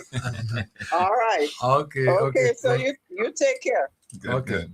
One of the things that that go to my mind, this morning I mentioned it briefly, Mr. Andrews, is that when the cleanup started in Carrico, and I looked at the garbage that was in Carrico, couldn't believe because everything was garbage, right? And I was concerned that when are we going to see this garbage out of here? Yeah, and in no time at all, the garbage truck finished and the garbage gone. Yes, the debris. Yeah, debris. Yeah. My goodness, and you thanks for bringing up that point, Mr. Mills. And if the callers could spare me 1 minute. Yeah. Remember the debris, most of it was stored at our playing fields. Yes. I mean, I don't know where else anyone thought we could have stored it, but that's a different story. It was stored there. I mean, it was just debris everywhere. We clean up in a record time, and I give thanks and praise to all partners involved to make sure that this happened. But one of the things that we were able to do, Mr. Mills, is to strike a deal with government to ensure that 3 of our major playing fields are properly lit. In addition to that, finally, Carrico, we are in the process of identifying an area to have proper rubber tracks. First time in one of the playing fields. Yeah. So out of burial, opportunities has risen. So the 2 playing fields that is down for lighting immediately is Happyville and Hillsborough. The measurements have already been taken. The lights have been ordered. And I believe they're on their way to Grenada. And very soon you would be seeing the lights being erected. Both at the Happyville playing field and Hillsborough playing field. That's the start of it. Right. And then you would see some additional improvement both at Happyville and Hillsborough and also Dover. The only reason we can't do anything in Dover yet is because the final design for the Dover Government School has to be completed. And then that will determine what angles, the lights, and so on will So, go so at. you just mentioned Dover, you know, just let me just see if you let something out of the bag right there. Is that the design's been done right as we speak? As we speak for Dover, for Dover Government School. Yes, because Dover Government School will not just only be the primary school, but it will also be a center of excellence. Remember, we've been talking about the centers of excellent facilities throughout the state. Yeah. And for Karaku, Dover Government School will be one of those centers of excellence. So it will be a multi-purpose school. Wow. Yes. So the design takes in consideration or into account that.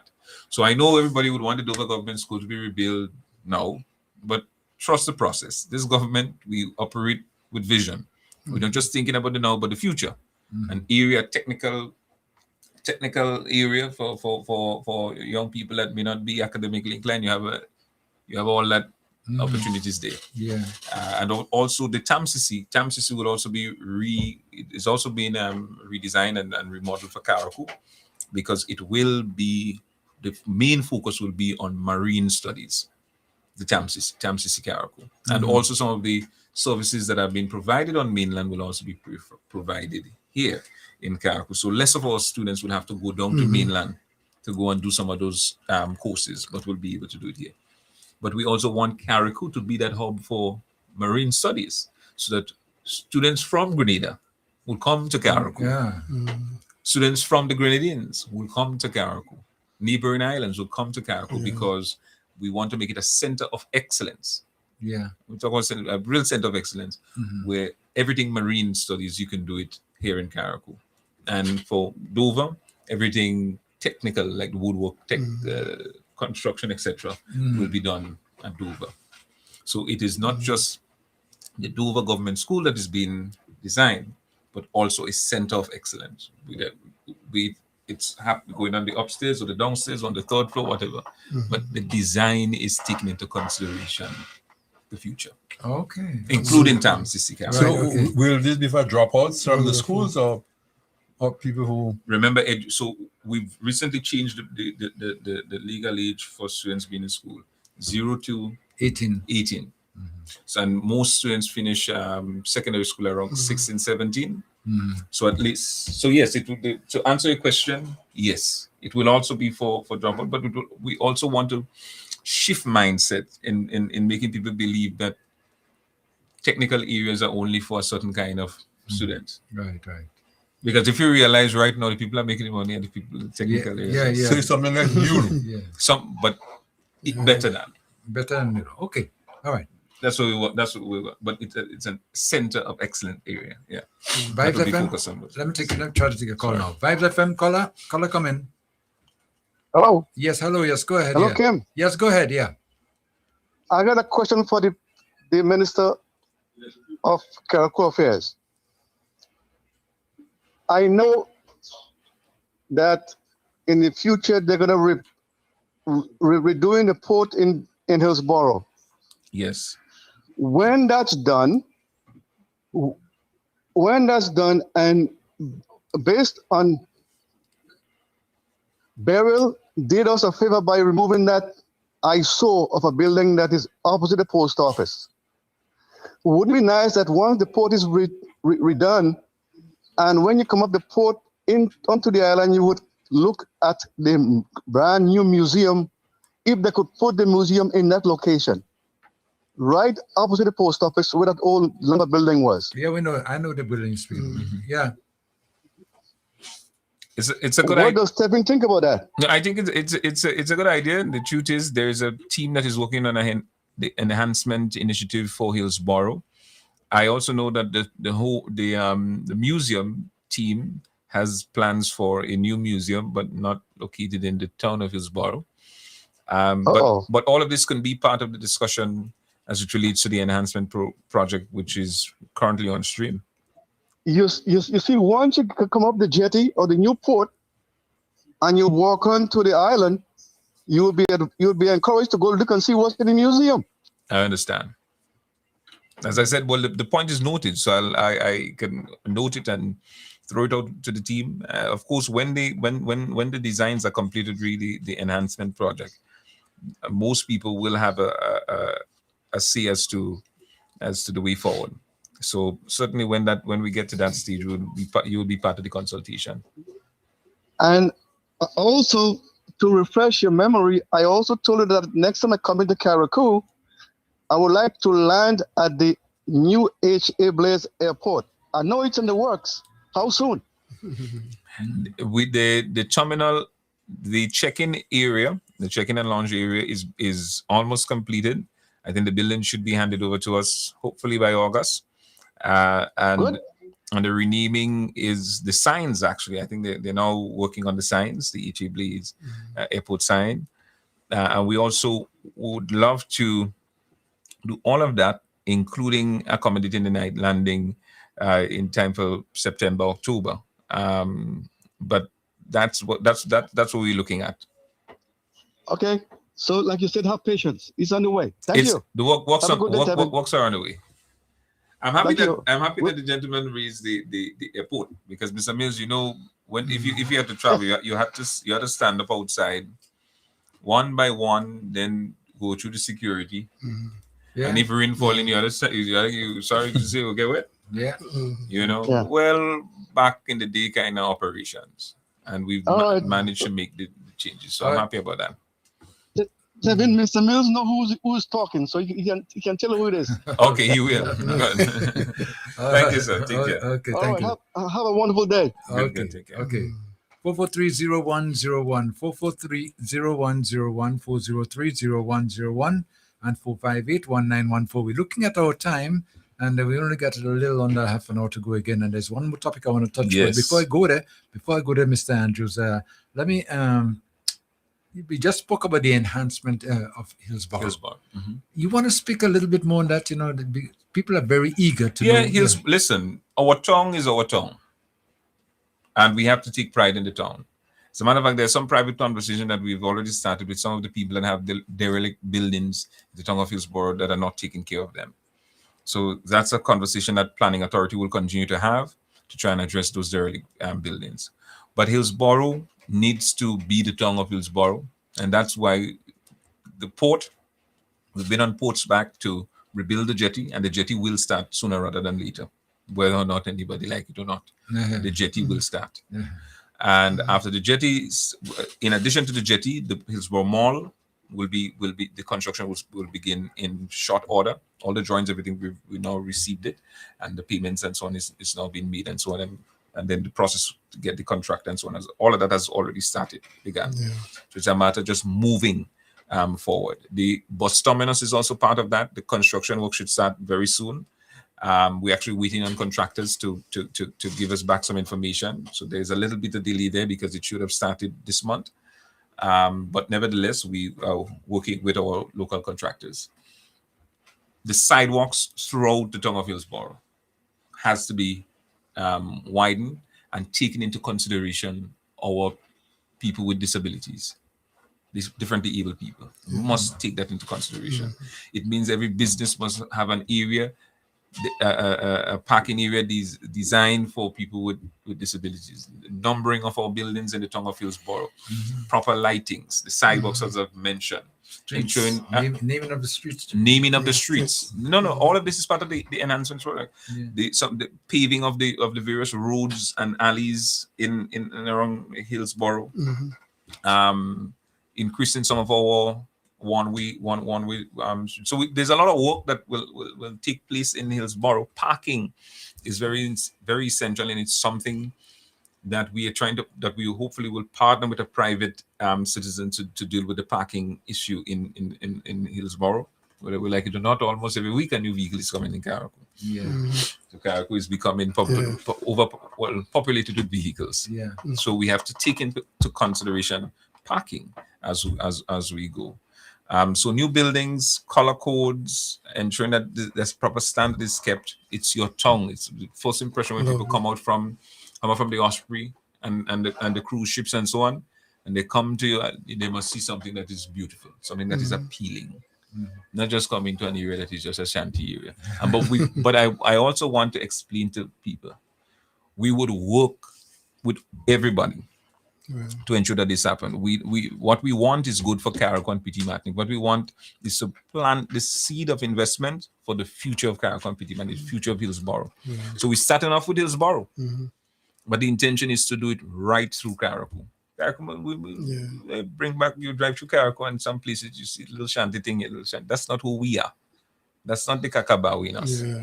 So Hillsborough enhancement, as I said, and there's a long-term plan for sewage as well, because everybody have their own septic, everybody have their own little thing here. So there will be a central sewer system that we also will be designing for Hillsborough. So it's a modern town. Somebody has to have the vision to take it further. Take it for the. Well, as you just mentioned that the enhancement project and what's been going on now, you used the word and you said osprey and cruise ships. Yes. Well, at one point, I was not thinking cruise ship, but the truth is, we have to plan for the future. And while I may not necessarily like the idea of cruise ships coming to Carriacou, it's not whether I like it or not. You provide a service, and if that's what the people wish for. And interestingly, there have been a number of small and large cruise ships that all of a sudden heard about Carriacou and would love to come here, but they can't because we don't have the facilities to facilitate them. So that's that again, and of course looking at opportunities that will help. One, they would when the tourist comes, they would help speak about Carriacou. So free advertising for us, but also help the economic activities. Some people, taxi man, go get a walk here, there, etc., etc. But you know what's getting me excited right now? In that you mentioned the cruise ships, which means the cruise ships would be able to come and berth right here. That's in Hillsborough. That's in Hillsborough. Yes. For real? For real. Taking Carriacou into the future. Yes, okay. That's where it belongs. If the minister can maybe speak a little bit on the manifesto, I think he had promised that. The manifesto. The caller did call and to ask about the manifesto. So we would announce the date on Saturday at our campaign office launch, which we'll discuss about shortly. But there are some dates that we are looking at, and no, Carriacou and PT Martinique will not be forgotten nor will it be left behind, and we're hoping that everybody will come out. We are still figuring out how we're going to do it. For Carriacou and PT Martinique, if we're going to break it up and go into within the 11 polling divisions, we'll probably call one big meeting for Carriacou and take our time to go through the various polling divisions and their needs, and then similarly go to PT Martinique and hear from the villagers there. Minister, but those details have been worked on. You speak about beautifying the tongue of Carriacou, but it's a bit scary when you leave the gas station coming across there. I think it's SC Jacob, 2 old buildings, a lot of old shingles. That building needs to be demolished, or something needs to be done to that building if you want Carriacou to be looking like a good tongue. I agree. You did hear, I did mention that we are in conversation with people that have derelict buildings. That building is yes, that is one of them, and it pains me every time. But planning authority, they continue to do what they can do. As member of parliament and minister, I reach out personally and do what I have to do. But left up to me alone, I would have done something completely different. But of course, there are laws that you have to work with. Okay. But it is a danger. It is a hazard. And so hopefully we'll work with the family members and the planning authority and the ministry to see how we can deal with the hazard and in the process, as we launch the enhancement that building also. That's a very old building. It's over 100 years, Kim. Maybe more than that. I know that building when I was a little kid, you know. Okay. All right. Okay. Well, you never know. Yeah. You could make this anniversary coming up soon. No? Mr. Minister, you mentioned just now in a conversation there that we pretty soon now you just spoke about the party office being campaign office rather. Yes. So we are launching our campaign office on Saturday, 4:00, Church Street. Our beloved Party General Secretary, Honorable Andy Williams, Minister for Environment, Kevin James, and the Minister for ICT, Member of Parliament for St. George's Northeast, Ron Reddin, will be in Carriacou to join me as we open up our campaign office. As I've indicated to a young lady who called recently, that we are on election watch. So whenever you're on a storm watch or anything, you have to start preparing, right?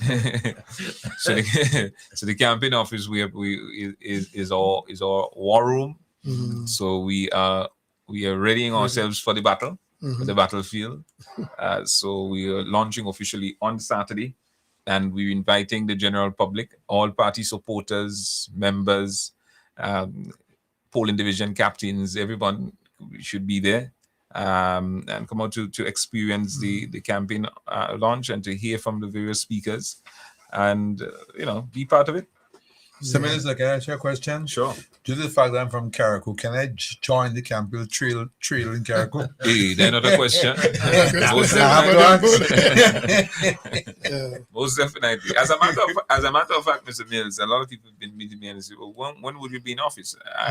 As of the 1st of July, I'm no longer in office. Every single day since yesterday until whenever Prime Minister calls the election, I will be on the ground. As I've explained to my campaign team, it is boots on the ground, and we are locking down this constituency. Yeah.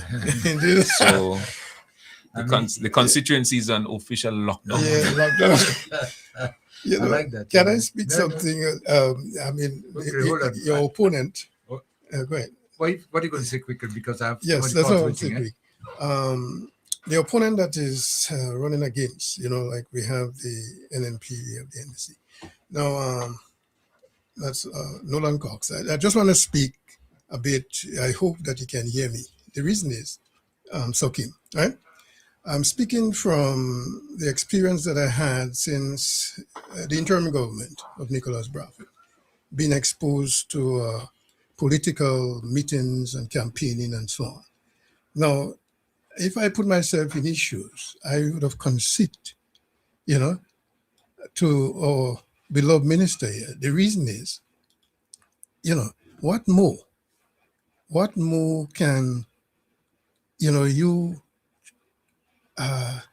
come against our minister with the heart that he has for the people and for the success and progress of this country? I would have conceded, if I were to run for election against my brother here, I have to bow, in adoration and support, this wonderful initiative of seeing that our people are benefiting.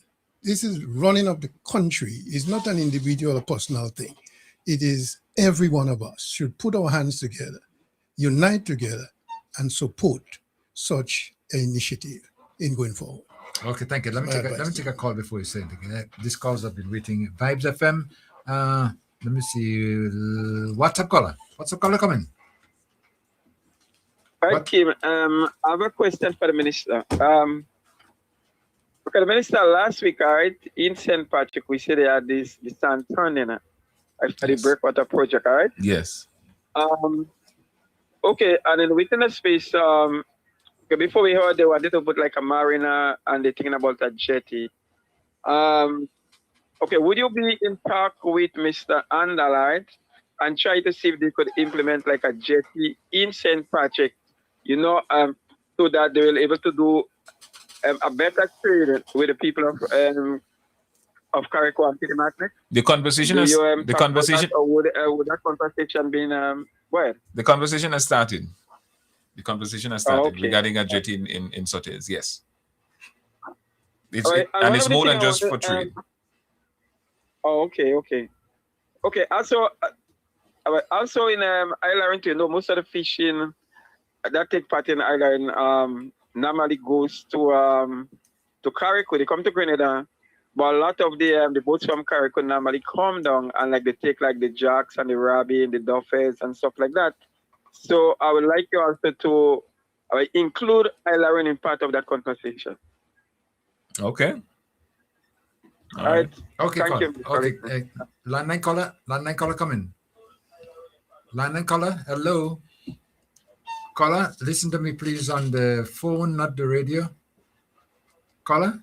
Okay, we have to just drop that call there and continue. Okay. Mm-hmm. No, but there's quite a number of things that will be taking place, as we speak. Mm-hmm. And all the moving parts, especially with the enhancement of Hillsborough. I mean, there's so many things that you just spoke about there. Yeah. It's very exciting. So the next so what all that we will be doing on the ground from now on is to highlight all the things that we've done and that are in the pipeline and the things to be done once given the opportunity to serve again whenever Prime Minister blows that conch shell. So that's why it is boots on the ground here and on. Because as we rightfully say, we do a lot, but we don't hear much about it. Yeah. So a lot of work to be done. Okay, Vibes FM, my caller? Caller? Hello? Hello? Hello? Yes, hello, yes, you're on now. Yes, go ahead. Hello? Yeah, hello? Hello? Yes, listen to me, Yeah. please, on the phone. Hello? Listen on the phone. Turn the radio down. Yeah, good afternoon. Yeah, good afternoon. Caller, please turn your Good radio down. afternoon. Turn your radio down. Turn your Good radio. afternoon. Oh boy. Caller, are you hearing me on the phone? Yes, I'm hearing you. Okay, go ahead on the phone, please. Go ahead. Yes. Mr. Tevin Andrew, Hi. I wish to congratulate you for the good works you're doing for the people of Carriacou and Petit Martinique. I'm calling from Grenada. Beautiful, beautiful. Thank you very much. I do appreciate the comments and encouragement. The lady right on the beach, the lady right on the beach when you and Kim and so was walking. All right, that grand dance. This is Andy, main lady. Yes, and the people. What? Yeah, the South. Yes. So I'm calling to congratulate you. Thank you. On all the good things you doing for Carriacou and continue to do. And you just keep up the good work, and may the Lord bless you and keep you, and you keep the guidance with the Lord and not with nobody else. You just stay tall with the Lord. Thank you the very people much. in Carriacou, I know they love you and they will stick with you. So you have a blessed day and all the best. Thank you very much. All right, darling. Thank you very much. Love you. Love you more. Thank Okay, you. thank you so much there. 443-0101, 403-0101. We got limited time if you want to call and say hi to our minister and make a comment as well. We only got about 10 minutes to go. Somebody messaged me a while ago and says, Kim, I didn't know that your MP was also hold on, let me see if I can find exactly what I say. Hold on. Oh my gosh, I'm just looking at this anyway. But anyway, what I was saying, I didn't know that your MP was also an MC.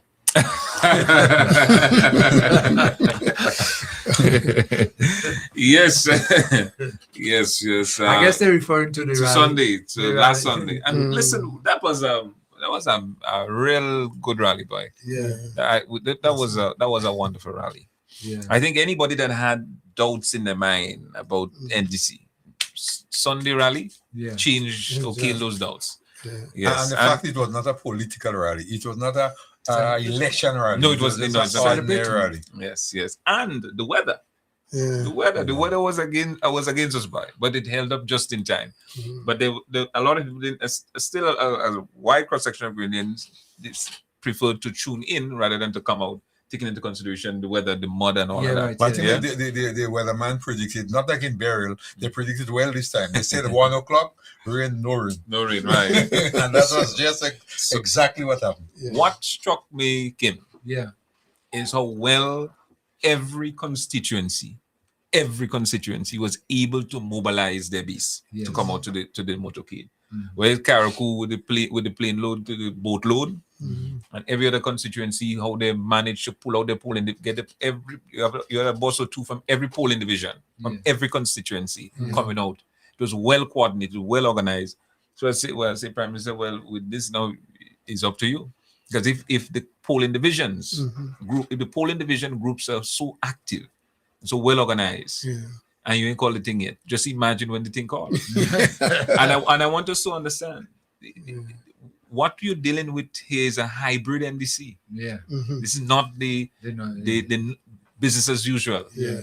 And I told the cabinet last Monday, last Monday, the people and supporters are more ready for the election than we are. Yeah. True. That's true. As a matter, they ask you, call it in now. The energy from the supporters and the people are way more than anticipated. And what is interesting, people aren't afraid to associate with NDC anymore. Yeah. Right. And there are a lot of people who once supported the NNP that are now supporting NDC. Yeah. And they're showing it. And they're not afraid. Yeah. Kim, and surprisingly, all the cars was in front, right, look, listen to the MC. When I went to the back, I said, well, where are my people? I said, Dr. Pet, go in the front. And everyone's hugging me, Dr. Pet, look at MC there, you look at the MC. I said, wow. But it was beautiful. Beautiful. It is, and you realize now that, with that sort of a momentum with the NDC, next election, when the conch shall blow. We had to practice. I told the Prime Minister, you had to practice the British. Correct is right. Quincy is going to teach him how to do it. Okay. But it's very, very nice, okay? Let me try to take our final call before we try a wrap up, okay? Caller, next you are on. Caller, you're on. Hello, Kim. Yes, go ahead, yes. Good afternoon. One more question for the minister. Mr. Minister. Yes, sir. Mr. Andrews. Is it possible if you could find the time to come along with the PM to the Fort Lauderdale Gala in October? Well, I mean, if this is an invitation, I'll certainly pass on the message to him, and we can see what happens. But I don't want to make any commitment at this time. But I will certainly pass it on. It could be very good for you for your exposure on the south of the U.S. I agree. We've mainly been focusing a lot in New York, but certainly I agree with you. Okay. It's only way for you to go up. It's up and up. So think about it. If it's possible. Certainly, will do. Okay. Thank you very much. No problem. Okay. What's up, caller? Finally. What's up, caller? Hello. Good day. Good day, Kim. What you doing? Okay. All right. Good day to the Honorable Minister, Kevin Andrews. Good day, sir. You're one of those young personnel that make we young people feel proud that we made that decision to put the National Democratic Congress into office. I always say the Prime Minister and his cabinet is doing a wonderful job for me so far. And coming off of Hurricane Beryl, I know you all meet another anniversary again, and I am pleased to see the strides that you're making in Carriacou. The last time I've been in Carriacou was when just after the hurricane, and they was trying to have a little carnival, the first carnival after, and I saw there was a lot of people listening on the ground. They say they had a lot of materials, and they some of them were saying that the problem is labor, the cost, the prices go up to $180 and so forth, so on. But in terms of the materials, you impressed me. You don't look at, for what I picked up on the ground, you don't look at no color as to who people support, whoever, whatever. Instead, they went ahead and you do the work that you were elected to do as an MP for everybody. You work for everyone, and you still continue to work for everyone. Based on what I'm getting from the ground, it's positive. And you have, I can tell you that you're having a lot of supporters from the new National Party that will be giving you support in the next upcoming general election, because a lot of them are impressed. Some of them would not come out openly to tell you, but you tell them you would have assisted them, and they got the assistance from you. You did not bamboozle them as how things used to be before, and they are impressed with you. I could tell you that, right?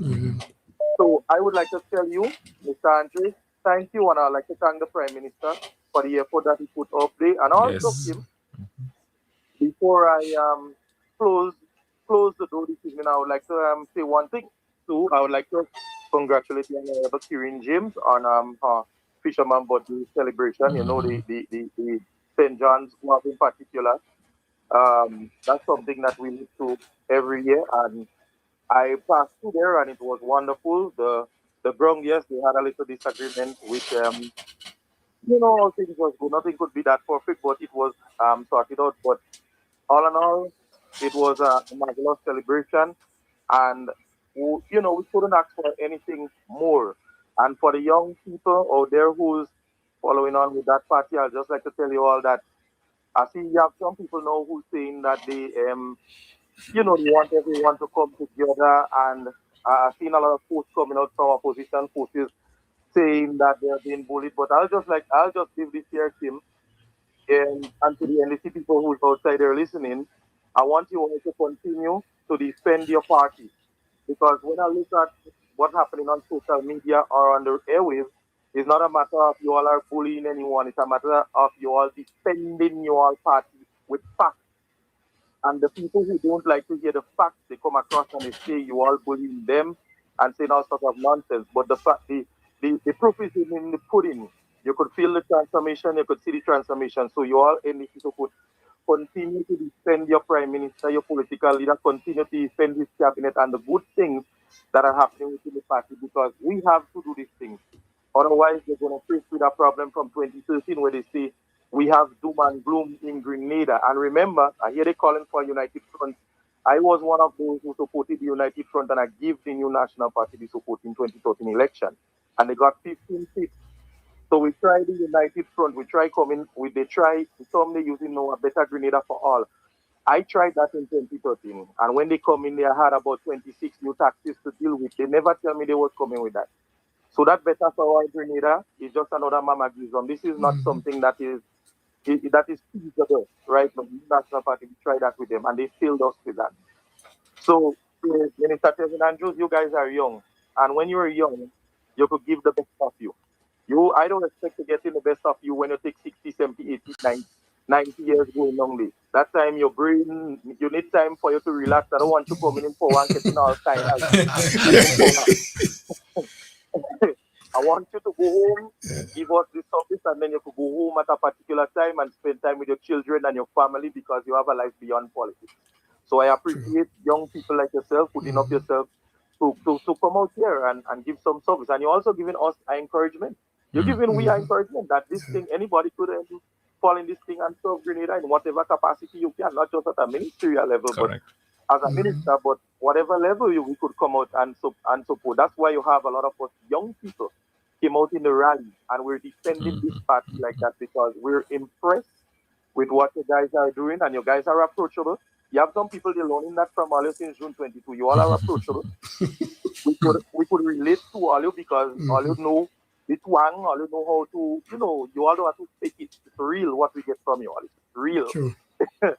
And we appreciate that, and we want to also continue doing that, continue growing, because you all have the rate of things are going, you all are at an all-time high, and you all have about 10, 15 years inside of the again to go. Just don't lose the focus, keep the focus, continue doing what you are doing, and I'll let you know the ground is with you all outside here. There is always room for work to do and improvement. But don't let the people outside there the negative bunch who feel that they did how long and they did how much years, because if you look at it, there's only one, like Grenada only had one leader. There's only one person that take all the glory.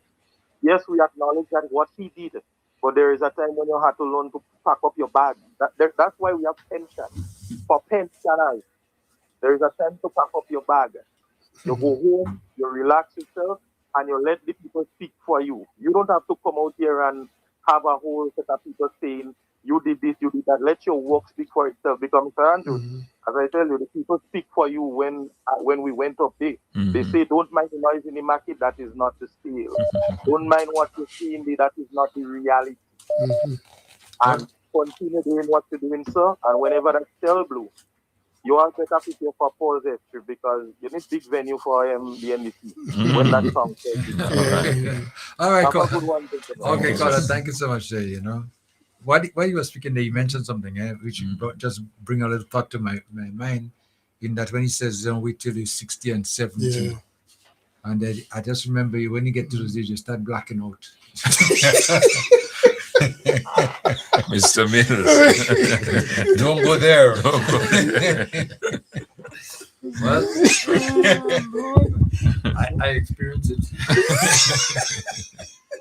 Anyway, we got to do a wrap, and Honorable Minister, I giving you the final words, Thank you very much. So happy that you came by today.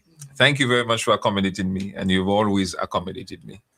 And thank you to your panelists and to the listeners of Vibes FM speak out. I started off by saying that no one will be left behind regarding the burial recovery efforts, and I maintain that position. I also want to use the opportunity to encourage people to stay steadfast, remain focused, and never forget where we came from before 2022, what existed then and what exists now. And you know, sometimes you ask someone, can you name me 3 or 4 major projects that was done before the 2022 election, previous NNP, and ask the same question as to what 4 major projects we have done under my stewardship and Dickon Mitchell-led government, and they can tell you all of what we have done and more. But the same can't be said for the previous government time in Carriacou. It shows that we continue to put in the work for the people of Carriacou and Petit Martinique, despite all the challenges that we've been facing, including 2 years on recovering from Hurricane Beryl. I want to encourage people to register to vote. As I said, we are officially on election watch. I want to encourage people to come out to the campaign headquarters launch on Saturday and be part of that experience. And I look forward meeting with and reconnecting with all kayaks, home and abroad, as I come into your doors, into your homes rather, and as we reason and we converse again. I'm no stranger, and it's nothing new. I've always been doing it. It would just be intensified. I also want to use the opportunity to let the people in New York know that I will be up very soon. The dates will be announced and the flyers will be out. So be prepared I look forward to seeing you there as well. As I said, Mr. Means is only boots on the ground from Carriacou to New York, doing what we have to do to ensure victory for the National Democratic Congress. Thank you very much. Oh, well, thank you so much again for stopping by, And like I always say to you openly, the door is always open. Always open. Always open. Okay? Indeed. Take advantage of it. Eh? Thank you, sir. Okay. All right. Okay. Bye-bye. Yeah. Oh, gentlemen, it was a pleasure. It was a real pleasure having our minister here today. Really. And, he said so much. Yeah. And there will be so much more to be said as we go into the rest of the season. But it's nice. Dr. Bett, I know you're impressed. Very, very impressed. And when I heard him on the air, I said I have to come and give my 2 pence. And I'm so happy that the minister was able to come in the studio to enlighten the people of Carriacou and Petit Martinique of all the achievements, everything they have done for this nation, this little piece of rock, the 2 pieces of rock. Yeah. And this is not about an NDC or NNP thing. It's about everybody. It's not about no politics. When the rain falls, it falls on everyone rooftop. So let us support him. Let us give him all the support that we should give him. And remember, this is about our people of Carriacou and Petit Martinique. Thank you. Okay, Rodney, the XPRO. Expiry tire. Expire. All right. Okay. It's a joy to be with you all here once again in the studio. And this quote in terms of gratitude, I want to just read it. It says, when you are grateful, fears disappears and abundance appears. So, this is a great encouragement to all of us, to be grateful. Grateful for, first of all, God's provision, guiding us, protecting us, and providing for us. And also grateful for each other. Every one of us is important, and all of us can make valuable contributions to the success and blessing of each other. And so I'm grateful for you all. I'm grateful to you, Kim. I'm grateful to you, every one of you all. Yes. And the listeners outside there. Koi, and our minister. Your final words, Koi. Yes, for the last probably hour and a half or so, I deliberately told myself I want to listen. This is because when you listen more, you can speak more. So that's why you gave me their chair. Yeah. I don't want to listen because sometimes you understand things differently when you're inside, and when you're outside. So I wanted to just listen. And I think I'm glad I listened because I would like to say the same things I've said last week. The minister spoke with confidence. Yeah. Yes, he is confident about what is happening. You see, already he's out there and he's trying to reconnect with the people. So I want to say to especially I also want to say, Kim, to those people, those who are on the line, on the live. I mean, I don't know if you follow, but of course you might not be able to follow. But there's a separate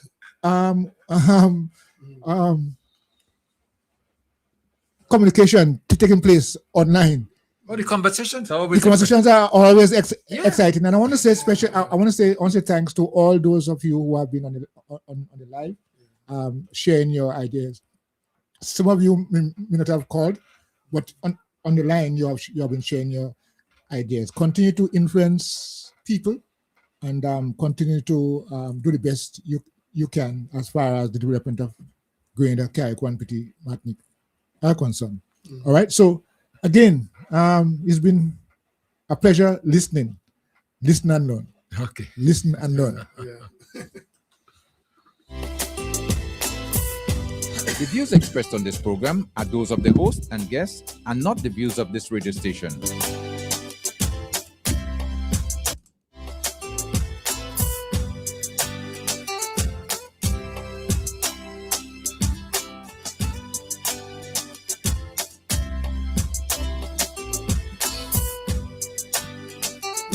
And that will just wrap up our program for today right here on Vibes FM. We want to thank you so much for your participation, those of you who listened, who called. And to remind you, every Thursday from 10 a.m. to 2 p.m. right here on Vibes FM, Speak Out Unfiltered.